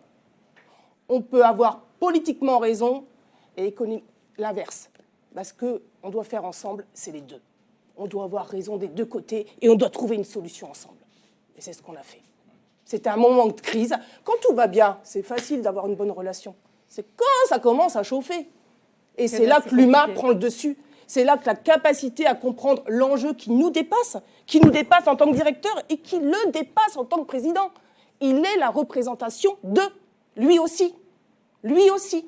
Voilà, ça nous dépasse et ça nous unit, on est complémentaires. Et parfois on change aussi. Et parfois on change et on doit se réadapter Parce que voilà, et surtout savoir se dire les choses. En tous les cas, moi, c'est mon vécu personnel. Chacun est dans son rôle. Hein. Chacun est dans son rôle. Mais il y a une vraie complémentarité. Et un binôme président, je dirais président-directeur et conseil d'administration, équipe de direction. Ouais. Parce que c'est plus vraiment large mais oui, que le binôme. mais oui, parce que le binôme, c'est le binôme président-directeur, c'est dans la vie de tous les jours. La relation conseil d'administration, équipe de direction, c'est l'explication du projet, l'explication des critères économiques, l'explication de la politique, le retour du terrain, on y reviendra, mais la remontée, quelle que soit la taille de la coopérative, des attentes et des questions de nos adhérents vis-à-vis du conseil d'administration. On est très à l'écoute du terrain. Très à l'écoute du terrain. Quelle que soit la taille? Quelle que soit la taille. J'insiste. Mais non, mais oui, mais vous avez raison d'insister parce que. Et parce que c'est une question qui traverse le monde de la coopération. C'est moins facile quand on a des entreprises de taille importante, forcément, qu'une entreprise plus modeste. Je suis président d'une coopérative, on a 200 adhérents. Forcément, le lien avec les adhérents... Coopérative fruitière. Coopérative fruitière. J'ai une liaison avec les adhérents très directe parce que je les connais tous. Au fil du temps, au fil de la coopérative que l'on a créée ensemble au démarrage, on était tout juste une vingtaine, il y a plus de 30 ans. Aujourd'hui, forcément, on connaît ceux qui sont arrivés, qui sont rentrés avec nous, qui connaissent une progression avec nous. La liaison et la relation, elle est simple, elle est directe, elle n'a pas besoin d'être coordonnée ou organisée par avance, c'est chose dire, elle peut se faire de manière assez fluide. Par contre, c'est vrai que c'est quand les groupes grandissent, et moi je le vis dans mon autre groupe qui grandit aussi, on voit bien qu'il faut des fois faire attention de ne pas laisser un certain nombre de personnes qui ne sont pas absents pour des assemblées générales, par exemple, parce qu'ils ont d'autres occupations, et on peut le comprendre. Manque de bol, le fait qu'ils ne soient pas à l'AG, ils n'ont pas l'info de ce qui s'est passé dans la COP, du coup ils se décrochent un petit peu de la vie de la coopérative, et ça, effectivement, c'est un effet qui est quand même sur lequel il faut être vigilant. Et la vigilance, c'est celle de faire passer l'information aux adhérents de la manière la plus fluide possible. Ça, c'est très important. On entend la nécessité d'information, on entend effectivement l'écoute que vous mettez en avant, mais il y a quand même des interrogations et on va dire une sorte de découplage ou de décalage dans les très grandes coopératives, en tout cas c'est ce qui remonte, entre une assemblée générale qui serait terrain et un conseil d'administration qui parfois est soupçonné de fonctionner comme une entreprise du CAC 40. J'y vais encore une fois, peu sur la caricature, mais pour que vous nous répondiez sur ce point-là. Je connais peu d'entreprises du CAC 40, j'en connais, mais je veux dire, je connais peu de dirigeants qui vont le dimanche, une fois qu'ils ont passé leur semaine au service de la collectivité, aller soigner leurs animaux, aller faire leur tour de plaine, et puis voir, et se replonger instantanément dans l'attente de nos adhérents. Donc ça, j'en connais peu. Après, c'est le mixte qu'on a évoqué, qu'Agnès a évoqué tout à l'heure, c'est le mixte entre... On a une obligation, c'est d'être bon. Mais bon économiquement et bon dans la relation avec le terrain. Ça en fait presque le modèle d'entreprise parfaite. Après, je ne dis pas qu'il est parfait, mais c'est le modèle parfait. Après, c'est la progression et c'est tout le travail. Et le guide des bonnes pratiques, c'est typiquement ça. C'est comment on fait évoluer ce dispositif-là par rapport aux attentes. Je vais vous prendre un exemple, mais moi, je préside une coopérative, c'est 9000 adhérents. 9000 adhérents qui sont sur 5 régions. Le lien territorial, alors évidemment, on fait des assemblées de sections dans chaque territoire. Après, c'est un conseil de section. Il y a 15 représentants de chaque zone. Et parmi ces 15, il y a 3 représentants qui siègent au conseil d'administration. Et le président de la zone siège au bureau du conseil d'administration. Je connais peu de structures qui fonctionnent avec un tel niveau des tâches pour essayer de remonter au maximum l'information et le ressenti de la plaine. Mais après, il faut que chacun joue bien son rôle. Parce que s'il y a une défaillance, il y a un trou dans la mécanique. Il y a un étage qui manque. S'il y a une défaillance, c'est-à-dire que si quelques-uns ne jouent pas leur rôle de relais ou de communication, et là, c'est une vraie difficulté. Parce que le conseil d'administration, il est en lien direct avec l'équipe de direction et les décisions prise par le conseil d'administration. Donc il connaît tous les sujets. Et la vraie difficulté, c'est la frustration que peuvent avoir certains conseillers de section. Je le sais parce qu'ils me le disent régulièrement. Olivier, tu nous demandes d'aller vendre un truc, mais on n'a pas participé au débat, on ne connaît pas le sujet sur le bout des doigts. Et donc c'est cette capacité à leur donner l'information pour qu'ils puissent la transmettre tout en nous remontant. Parce que c'est un ascenseur, hein, Oui, c'est mais un va-et-vient. Olivier, Donc ça, je vais aller dans votre sens. C'est quand même ce que J'aime vous bien ça, quand vous allez dans décrivez. mon sens. Peut-être pas tout à fait d'ailleurs, mais c'est hyper chronophage. Cette structuration Bah oui. et ce système de relais, C'est la clé. C'est le modèle aussi. C'est la clé.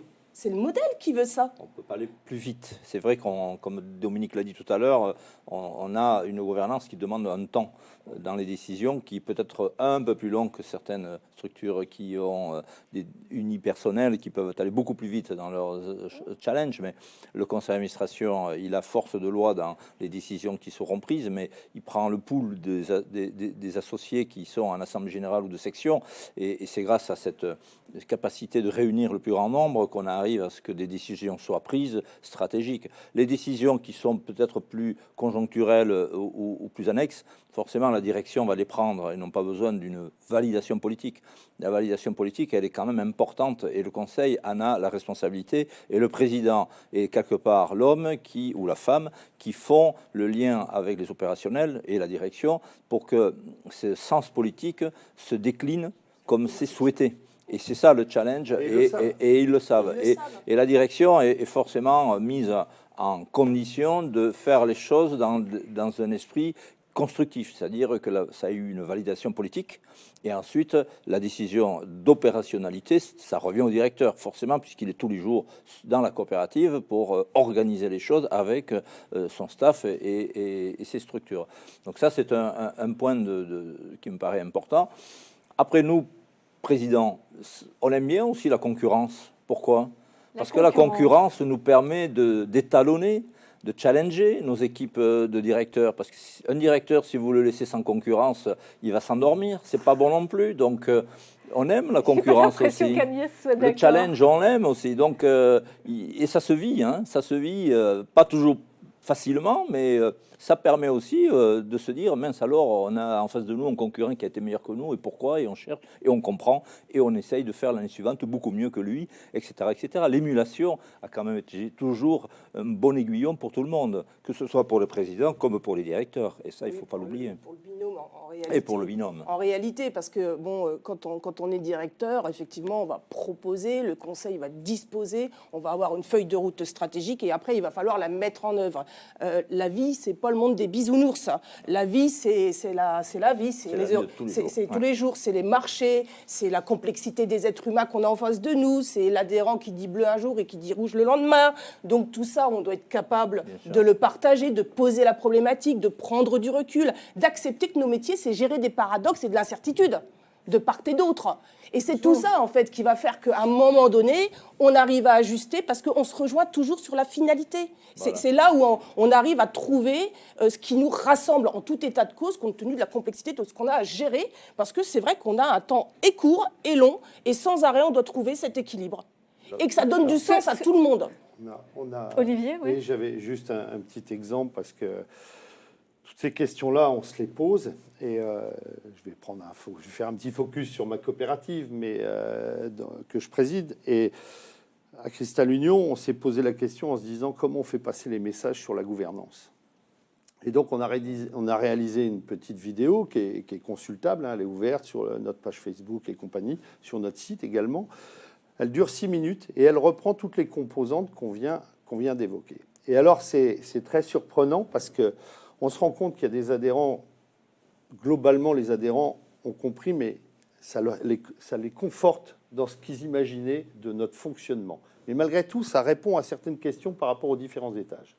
Et l'autre surprise, ça a été de voir, puisqu'on a fait une convention avec l'ensemble, Cristal Union, c'est presque 2000 collaborateurs, et on a fait une convention par ce type de communication, avec l'ensemble, nos 2000 collaborateurs. Et on a diffusé cette vidéo sur la gouvernance. Et force est de constater, c'est le retour des équipes et des différents services, quels que le soit, que ce soit le soudeur dans une usine ou que ce soit le gars du terrain, le technicien ou le directeur. Eh bien, il y a beaucoup de gens qui ont découvert notre fonctionnement. Et quelque part, on a donné de la fierté en disant, si c'est ça notre gouvernance, finalement, on ne savait pas. Et finalement, ça nous fait du bien de voir ça. Ce que j'entends de vos propos à tous les trois, c'est que sur cette critique ou cette interrogation donc de la déconnexion et du modèle CAC 40, ça ne peut pas être le cas parce que vous le disiez Agnès, ce sont à la fois des enjeux économiques et des enjeux politiques et que c'est porté à la fois par une direction et un CA. Et je voulais vous donner lecture peut-être d'une contribution de l'un des participants qui nous dit « Finalement, le conseil d'administration est l'unique garant du fonctionnement coopératif de l'entreprise. Quels sont les outils à disposition des administrateurs pour être sereins sur ce point ?» On voit bien que c'est le conseil d'administration qui doit être le garant de l'approche coopérative. C'est vrai, c'est très important et ça a été redit. Et c'est d'autant plus vrai quand la coopérative, pour des raisons de marché et de globalisation des marchés, puisque vous voyez bien qu'en l'espace de quelques décennies, on est passé sur des marchés qui sont devenus globaux. Et la taille de la coopérative, elle est beaucoup liée à la problématique des marchés. Les marchés étant globaux, les coopératives sont obligées d'évoluer en taille pour continuer d'exister sur ce marché. Et c'est le problème de savoir si un agriculteur, il veut être acteur ou est-ce qu'il veut sous-traitant du marché. Nous, on est acteurs parce qu'on est dans la coopérative, c'est-à-dire qu'on décide quelque chose. Alors, on décide plus ou moins bien, mais au moins on décide quelque chose. Mais plutôt bien que moins. Et plutôt bien, il vaut mieux. Voilà. Et parce que, bon, est-ce que la coopérative est la garantie d'une bonne gestion? Non, ce n'est pas le statut coopératif qui garantit la bonne gestion. Ce sont les hommes et les femmes qui sont dedans, autant le rôle politique du conseil d'administration et du président que la direction, qui feront que la coopérative sera bien gérée. Mais ce n'est pas le statut qui vous le garantira. Donc, il ne faut surtout pas se méprendre sur le sujet. Et l'autre sujet qui est emblématique et qui pose des difficultés, moi je le vois bien dans notre groupe qui évolue, puisqu'on développe des activités dans d'autres pays, c'est le fait que les filiales doivent ne pas être déconnectées du conseil d'administration. C'est-à-dire qu'en fait, il faut absolument, et c'est dit dans le guide d'ailleurs, et c'est écrit et c'est important, que les administrateurs du conseil d'administration soient présents également dans les conseils des filiales, qu'elles soient en France ou c'est pas, ou ce n'était pas toujours le cas. Ça le sera désormais. Et ça, c'est une vive recommandation à mon sens. Il y a plusieurs modes de fonctionnement. Et pour compléter ce que dit François, je vois à Cristal Union, on s'est posé la question de mettre des administrateurs dans chaque filiale. Et en fait, on a pris une autre option, c'est que toutes les filiales sont passées en revue plusieurs fois, en fonction de l'actualité aussi, hein, mais devant le bureau ou le conseil d'administration, de manière à ce que tout le monde ait l'information. Donc ça veut dire qu'on revient plus régulièrement devant.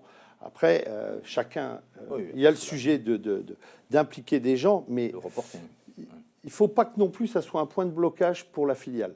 Il faut trouver un faut trouver l'équilibre. C'est le même équilibre que dans la coopérative. C'est le même équilibre. C'est une question d'équilibre à chaque fois. Donc, moi, je voulais revenir aussi sur votre question du conseil d'administration et du support de garant par rapport à la remarque de la personne. Il y a le conseil d'administration. Après, il propose aussi, et les choses sont validées en assemblée générale. Le tout, c'est que les adhérents viennent. Ça, mais c'est pas spécifique au COP, c'est général, que ce soit dans le monde agricole ou dans tous les milieux. Bon, le Covid a eu ce mérite, c'est d'ouvrir ces champs de vision et de visio, et on voit qu'il y a des adhérents qui ne venaient pas en présentiel, qui viennent en visio. Donc c'est plutôt intéressant.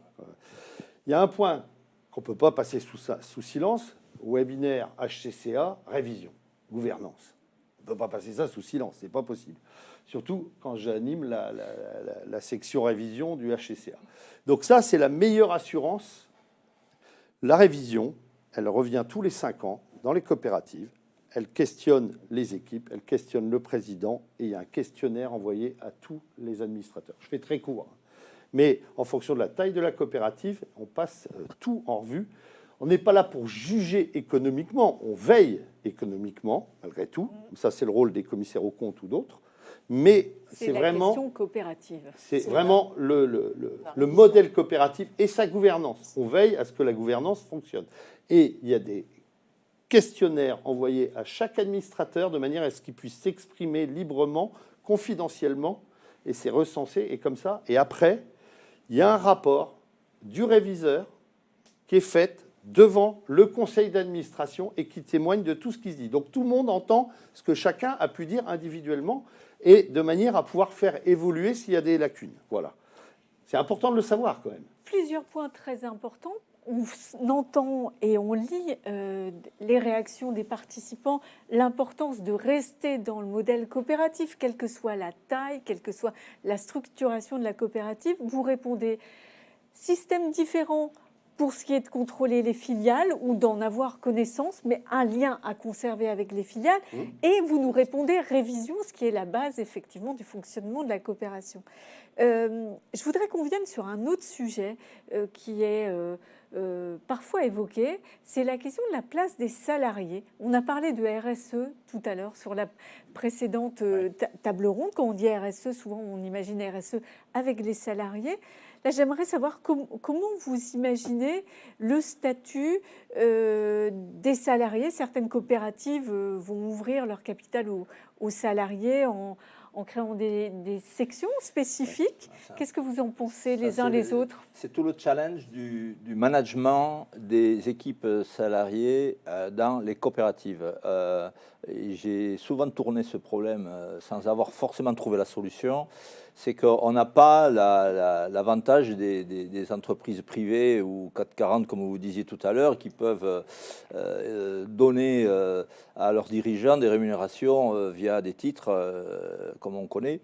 Et parce qu'en pratique, les coopératives ne sont pas faites pour faire du résultat et du bénéfice, et donc de distribuer du bénéfice. Elle est faite pour valoriser des produits et équilibrer les comptes, entre guillemets. Bon. Alors, c'est un peu comme ça qu'est notre lecture de la coopération agricole.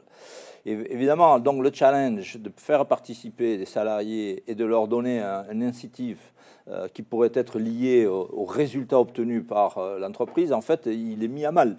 Et donc, il faut trouver d'autres méthodes pour intéresser les salariés dans le faire. Et donc, c'est l'intéressement, forcément, qui peut les intéresser.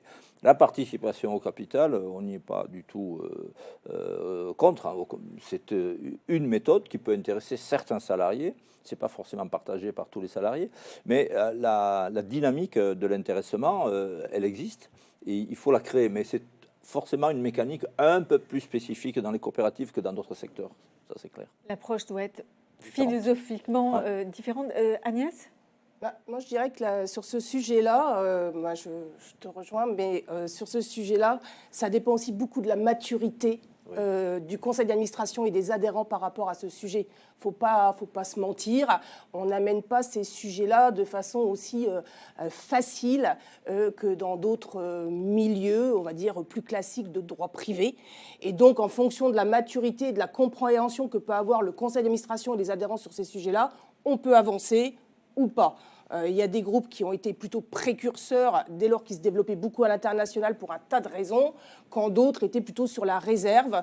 Donc, comme beaucoup d'autres sujets, attention, on est dans des sociétés d'hommes, on brûle pas des étapes, on en débat, on pose les problématiques, où sont les avantages, où sont les risques, sur le court terme, sur le moyen long terme, et on se met d'accord et on avance ensemble si on peut, sinon on se dit on va faire avec, on gère nos paradoxes. On gère. Et justement, vous nous dites on est dans une société d'hommes et je vais en profiter pour sauter sur un sujet dont on a parlé dans la préparation, c'est la féminisation. Vous l'avez dit, messieurs, c'est l'un des objectifs, féminiser les conseils d'administration. Agnès, vous avez une approche avec un peu de recul sur cette question de la féminisation. Effectivement, on a eu l'occasion d'en parler. Et, ça nous intéresse. Et oui, je sais, mais tu la connais déjà, ma position. Je considère que ce n'est pas une fin en soi. Ce que je vous disais, c'est qu'en fait, c'est plus la problématique de la représentativité. Et c'est le même problème pour les jeunes. C'est finalement dans une coopérative, on l'a dit, les administrateurs représentent leurs adhérents, qui représentent leur territoire. Donc si on a, je dis n'importe quoi, mais 30% d'adhérentes, c'est sûr que s'il n'y a pas de femmes au conseil, ça fait un peu borderline en représentativité. Si en revanche, vous avez 5% d'adhérentes, et compte tenu de la difficulté qu'ont les gouvernances à trouver des volontaires qui s'impliquent, bon, bah là, ça devient... Donc je pense qu'il faut plus de mesures autour de ce sujet. Et la représentativité, pour moi, est plus importante que l'idée, même si je sais que politiquement, on parle beaucoup de féminisation à beaucoup d'endroits. Moi, je suis plutôt sur la notion de représentativité. Voilà. La féminisation comme l'un des éléments de la représentation. Voilà. C'est ça ma réponse. Des adhérents. Tout à fait. Parce que c'est ça, une coopérative, c'est la représentation des adhérents. Sans reprendre les propos tenus par Evelyne tout à l'heure, parce qu'en tant que femme, elle parle pour les femmes, mais malgré tout, cet apport féminin apporte beaucoup dans une assemblée. Historiquement, nous sommes des assemblées d'hommes, donc amener la compétence des femmes et cette sensibilisation qu'elles ont, cette sensibilité qu'elles ont, qu'on n'a pas forcément, enfin chacun est complémentaire, on va dire, ça peut qu'apporter des avantages dans le déroulement et dans l'avancée de notre modèle. Ça, j'en suis convaincu. Après, c'est comment on procède, c'est ce qu'a dit Agnès. Il faut qu'on se force un peu, ça c'est clair. Quand je dis forcer, c'est pas aller forcer les gens, hein, qu'on soit bien clair, parce qu'il faut que ça soit une volonté. Il faut qu'on se force à chercher plus. Ben, faire de la place, ça, c'est pas tellement le sujet, je serais tenté de dire. C'est surtout de donner les moyens d'aller convaincre. C'est convaincre. Hein. Nous, notre métier, c'est de convaincre. Hein. C'est pas de contraindre. Donc, il faut qu'on arrive à trouver. Et après, il faut donner les moyens, parce qu'au-delà du pouvoir de convaincre, de conviction des gens, c'est aussi de leur donner les moyens de se libérer dans leur fonction professionnelle, familiale, pour donner du temps au collectif. Et ça, c'est pas simple. Je vais vous lire une contribution de l'une des participantes derrière son écran chez elle, qui nous dit: sur la présence des femmes dans les CA, les progrès sont très lents. Une obligation légale de présence dans les CA proportionnée au nombre de femmes agricultrices ne ferait-elle pas progresser plus vite les COP? Cela a été le cas dans la société commerciale. Oui, sûrement. Dès lors que c'est pensé comme ça, avec la représentativité. Ça rejoint ce que je viens de vous dire, c'est qu'il faut qu'on se donne la représentativité, les moyens. C'est juste. C'est juste. Donc une piste, on la note. Je voulais vous... Mais enfin, c'est pas parce qu'on a donné cette piste-là qu'il faut pondre une loi demain matin, hein, parce qu'il faut nous donner du temps. Hein. Il faut des objectifs, mais je crois que ça doit être un véritable objectif, ça c'est clair. Et puis il y a des choses qui se font hors du cadre légal sur la base du volontariat et des structures. Mais il faut se forcer à se donner les moyens, parce que c'est ça, il faut qu'on mobilise des moyens pour aller convaincre. Je reviens sur la représentativité. Il faut quand même avoir conscience de la difficulté aujourd'hui de réussir à trouver, entre guillemets, des volontaires qui s'investissent dans les modèles de gouvernance. C'est pas la peine de se voiler la face. C'est pas plus la coopération que le monde sociétal. Voilà. Donc il faut quand même avoir conscience du challenge pour les élus d'aller attirer des compétences et de l'énergie pour défendre du collectif. Hein. La visio va nous aider tout un peu à ça aussi. Tout le collectif ou pas, hein, on sait qu'il y a... Je voulais partager un point avec vous. On a beaucoup parlé de cette question de la proximité liée à la taille de la coopérative. L'une des participantes nous dit: n'oublions pas les micro-coopératives qui sont nombreuses et qui ne sont pas dotées d'un directeur. Le rôle du CA et du président s'en trouve renforcé. Que dire pour ces micro-coopératives quand on n'a pas la chance de s'appuyer sur un binôme? Comment on fait et quelles sont les caractéristiques du CA? Ça, je l'ai vécu pour avoir créé une coopérative où j'étais avec mes amis. Alors, on s'était répartis les rôles. L'un était président, moi j'étais vice-président.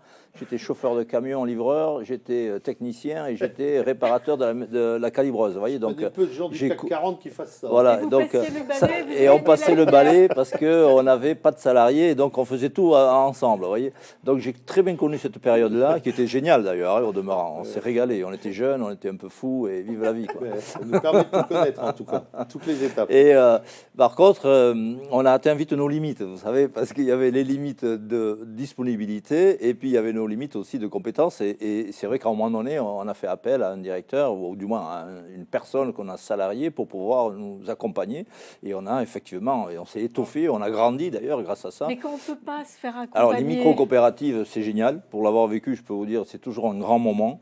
C'est un grand moment de partage avec un objectif commun ensemble. Ça oblige aussi parfois un peu de discipline parce qu'on n'a pas tous les mêmes avis et des fois les uns veulent obliger les autres. Alors il faut trouver le modus vivendi pour faire en sorte que le consensus se dégage. Et forcément, c'est une belle initiative parce que on parlait aujourd'hui du crowdfunding. Bon, ben, le crowdfunding, c'est ce qu'on a fait, nous, dans notre COP. Quand on a créé la COP, on a mis chacun 10 000 francs pour faire un capital, pour commencer à créer le système qui nous a permis de louer une station, d'acheter une machine et de commencer avec un camion, etc. etc. Donc ça, oui, ça, on a très bien connu cette période-là.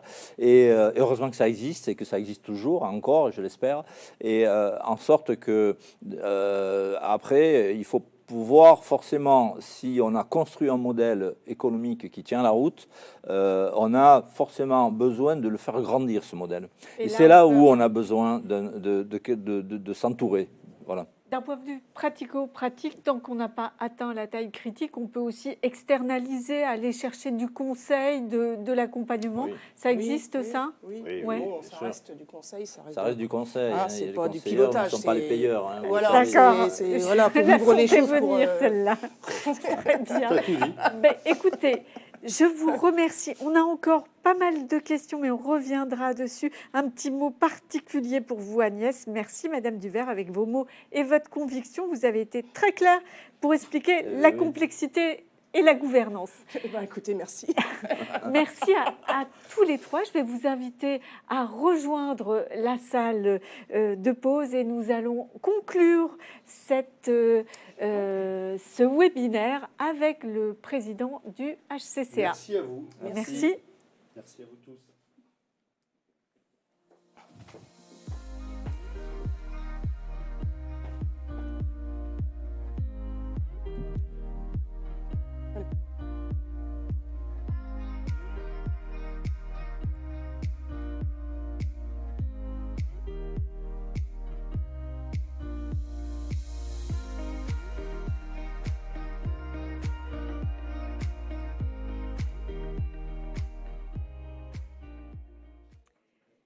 Daniel Chéron, vous nous rejoignez. Je sais que vous étiez en coulisses, que vous écoutiez l'ensemble des intervenants. Vous avez pris des notes. On va essayer avec vous de synthétiser cette matinée, d'en tirer la substantifique moelle. Je voulais simplement, avant d'échanger avec vous, vous signaler que vos contributions, vos questions, vos témoignages ont été très très nombreux.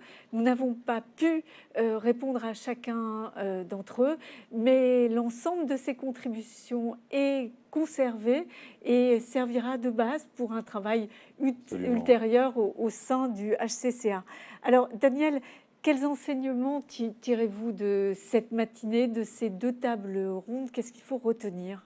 Alors d'abord, je n'aurais pas la prétention de faire une synthèse de tout ce qui a pu se dire, parce qu'il y a eu beaucoup de choses qui ont été dites. D'ailleurs, vous avez largement dépassé le temps qui était prévu pour nos deux tables rondes, ce qui est bon signe quelque part. Ça veut dire que les tables étaient animées et il y avait plein d'idées qui ont été exprimées. Peut-être avant de dire un mot de quelques réflexions que j'ai pu tirer de ces deux tables rondes, je voudrais vous lire une question qui nous a été posée, qui m'a un peu interpellé, et donc ça mérite, je crois, j'ai envie de la lire, hein, et d'essayer d'apporter peut-être pas ma réponse à la question, mais d'apporter une réflexion autour de ça. La question est la suivante. C'était un beau plaidoyer, alors c'est plutôt relatif à la première table ronde, hein. C'était un beau plaidoyer en faveur des coopératives, mais je n'ai rien découvert sur les alternatives pour une gouvernance qui intègre mieux les associés coopérateurs. La crise démocratique dans coopératives et ailleurs et le rejet de la démocratie représentative déléguée. Donc, quelque part, on nous dit, oui, votre modèle, c'est bien, mais finalement, vous restez dans une vision un peu, entre guillemets, archaïque, c'est comme ça que j'entends la question. Et donc, comment vous parlez d'un modèle qui s'inscrit dans la modernité, mais au fond, est-ce que vous n'êtes pas comme peut-être nos débats que l'on a aujourd'hui au niveau des élections départementales et régionales, est-ce que vous n'êtes pas face finalement à une crise majeure de motivation pour participer, pour être acteur du futur des coopératives? Alors, moi ma réflexion, je n'ai pas la prétention de répondre à la question, mais ma réflexion est la suivante, c'est de dire au fond, effectivement, quand on a vécu l'après-guerre, les enjeux dont on a parlé au cours de ces 2 tables rondes, on avait des enjeux qui étaient quelque part assez simples, on mettait en commun des moyens de production, et puis on crée une collectivité humaine autour des salariés avec des compétences, et en gros, l'enjeu, c'était d'apporter des compétences aux agriculteurs pour qu'ils fassent mieux leur métier de producteur. Si je le simplifie, c'était un peu ça, finalement, l'organisation. Il y avait un sachant, si je peux dire les choses de cette manière, et puis il y avait ceux qui écoutaient les bonnes paroles et puis qui essayaient au mieux de mettre en application dans leur champ ces pratiques. Moi, je pense que le monde évolue et que demain, nos jeunes, parce que finalement, la question, c'est renouvellement des générations. Comment on motive les jeunes demain sur notre modèle? Les jeunes, ils attendent autre chose. Ils attendent d'être finalement, à mon sens, plus acteurs du monde de demain. C'est-à-dire, au fond, le fait de pouvoir leur transmettre du savoir, c'est peut-être un point important, mais ce n'est pas suffisant. Pour une simple raison, c'est que la plupart de nos jeunes agriculteurs aujourd'hui, ils ont des niveaux de formation, on a des ingénieurs, on a des niveaux de formation très élevés, et donc quelque part, ils en savent autant que nos équipes techniques ou que nos équipes qui encadrent les agriculteurs. Donc ce qu'ils attendent, à mon sens, c'est plus de la collaboration, développer un esprit collaboratif qu'un esprit de apportez-moi du savoir que je vais appliquer dans ma production. Ça, je pense, c'est plus tout à fait ce qu'attendent les agriculteurs.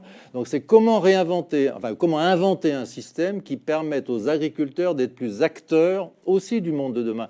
Moi, je me souviens d'avoir eu des conseils d'administration où de temps en temps, je m'entendais dire, vous les salariés, vous êtes bien gentils, vous êtes derrière vos ordinateurs, vous nous faites des beaux schémas de production, mais vous ne nous écoutez pas. Nous aussi, on sait des choses, on expérimente tous les jours des choses nouvelles, et vous ne nous écoutez pas. Prenez en compte aussi nos expérimentations et servez-vous de nos expérimentations pour diffuser auprès des autres agriculteurs ce que l'on a appris, nous, en tant que, quelque part, praticiens de la production. Et ça, je pense que c'est le monde de demain. C'est un peu l'esprit start-up, quelque part. C'est je veux plus être dans des grandes organisations où chacun est trop spécialisé. Je veux être acteur de mon futur. Et donc, comment la coopérative s'inscrit dans ce monde de demain qui est un peu différent peut-être de ce qu'on a eu jusqu'à présent en termes d'implication des agriculteurs. Je vais tenter une expression parce qu'elle est utilisée dans le monde de l'entreprise et de la start-up, c'est des organisations agiles. Voilà, c'est comment un agriculteur peut lui aussi avoir sa contribution en termes d'idées, en termes d'innovation, et comment on va le prendre en compte dans ce processus pour que, quelque part, sa bonne idée, on va la diffuser aux autres. Parce qu'après, on reste bien sûr dans une logique collective. Il faut que l'individualisme de départ de chacun s'inscrive dans un collectivisme, enfin dans une réflexion collective, pour qu'ensuite tout le monde profite des bonnes idées de chacun. Et pour moi, c'est ça l'enjeu des coopératives. C'est comment bousculer un peu le système pour que, quelque part, les agriculteurs retrouvent, non pas uniquement quelque part leur part dans le vote. Bien sûr, le vote démocratique, il est important, mais aussi qu'ils soient acteurs de leur futur.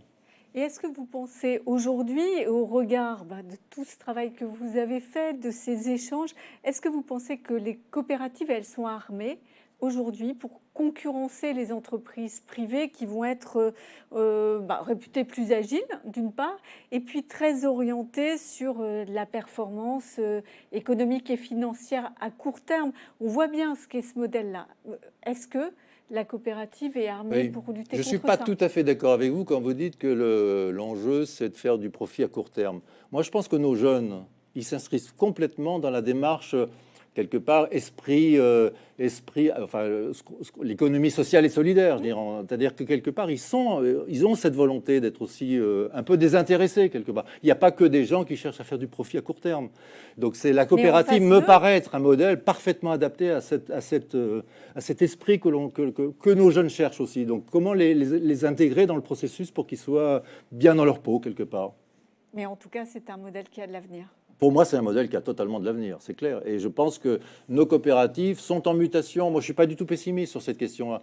Je pense que nos coopératives sont en mutation. Elles le comprennent, alors consciemment ou parfois inconsciemment, mais le modèle évolue. Et je pense que de plus en plus, on prendra en compte, et c'est tout l'enjeu des coopératives, on prendra en compte les attentes de nos associés coopérateurs. C'est ça qu'il faut arriver à remotiver. Enfin, il faut arriver à redonner du sens à l'action de nos associés coopérateurs, à la fois en termes de producteurs, en tant qu'innovateurs, en tant aussi que vote, bien sûr, au moment donné des décisions à prendre dans la coopérative.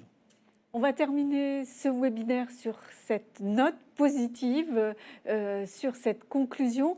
Vous l'avez dit, oui, peut-être je voudrais rajouter un autre point, c'est que le guide de gouvernance, on ne l'a pas dit, mais il se termine par 45 questions, qui ne sont pas des questions en tant que telles, mais qui sont des moyens pour les coopératives de se poser un certain nombre de questions sur leur gouvernance. De ces questions, moi j'invite d'abord les conseils d'administration à faire quelque part de l'auto-évaluation pour juger si oui ou non, comment ils répondent effectivement à ces questions et quels sont leurs points faibles quelque part, parce que toute gouvernance a des points forts, mais toute gouvernance a des points faibles. Et ça, il faut avoir l'humilité de se dire, quand je suis dirigeant d'une coopérative, quels sont mes points faibles et comment je peux m'améliorer sur mes points faibles. Le deuxième point, c'est l'observatoire de la gouvernance. Donc, on va chaque année publier un observatoire de la gouvernance des coopératives agricoles qui va reprendre finalement un certain nombre d'éléments de la gouvernance, en moyenne bien sûr, de la gouvernance des coopératives. Et ça, c'est un bon repère aussi pour les coopératives demain pour juger de leur gouvernance et de se donner des points de repère par rapport aux autres. On va finir par des points pratico-pratiques. Vous avez sur ce plateau ces deux ouvrages. Où est-ce qu'on peut se les procurer, j'imagine, au HCCA et à la coopération? Alors, le guide des bonnes pratiques, il est en ligne sur le site internet, donc chacun peut y avoir accès. Ceux qui sont intéressés pour l'avoir peuvent le demander, la version papier peuvent le demander donc au HCCA, il n'y a pas de problème pour leur envoyer donc des exemplaires. Et puis toutes les informations, observatoire économique, on a parlé de l'observatoire économique, l'observatoire de la gouvernance, hein, et je dirais le rôle des réviseurs de ce point de vue-là est très important parce que c'est eux qui finalement nous donnent du lien avec les coopératives. Ces documents sont aussi en ligne sur le site du HCCA. Et puis, il sera également en ligne le webinaire auquel vous avez assisté ce matin. N'hésitez pas à retourner sur cette vidéo pour réécouter les intervenants et peut-être repréciser certains points. Merci beaucoup pour votre participation et puis nous vous souhaitons une excellente journée. Au revoir. Merci.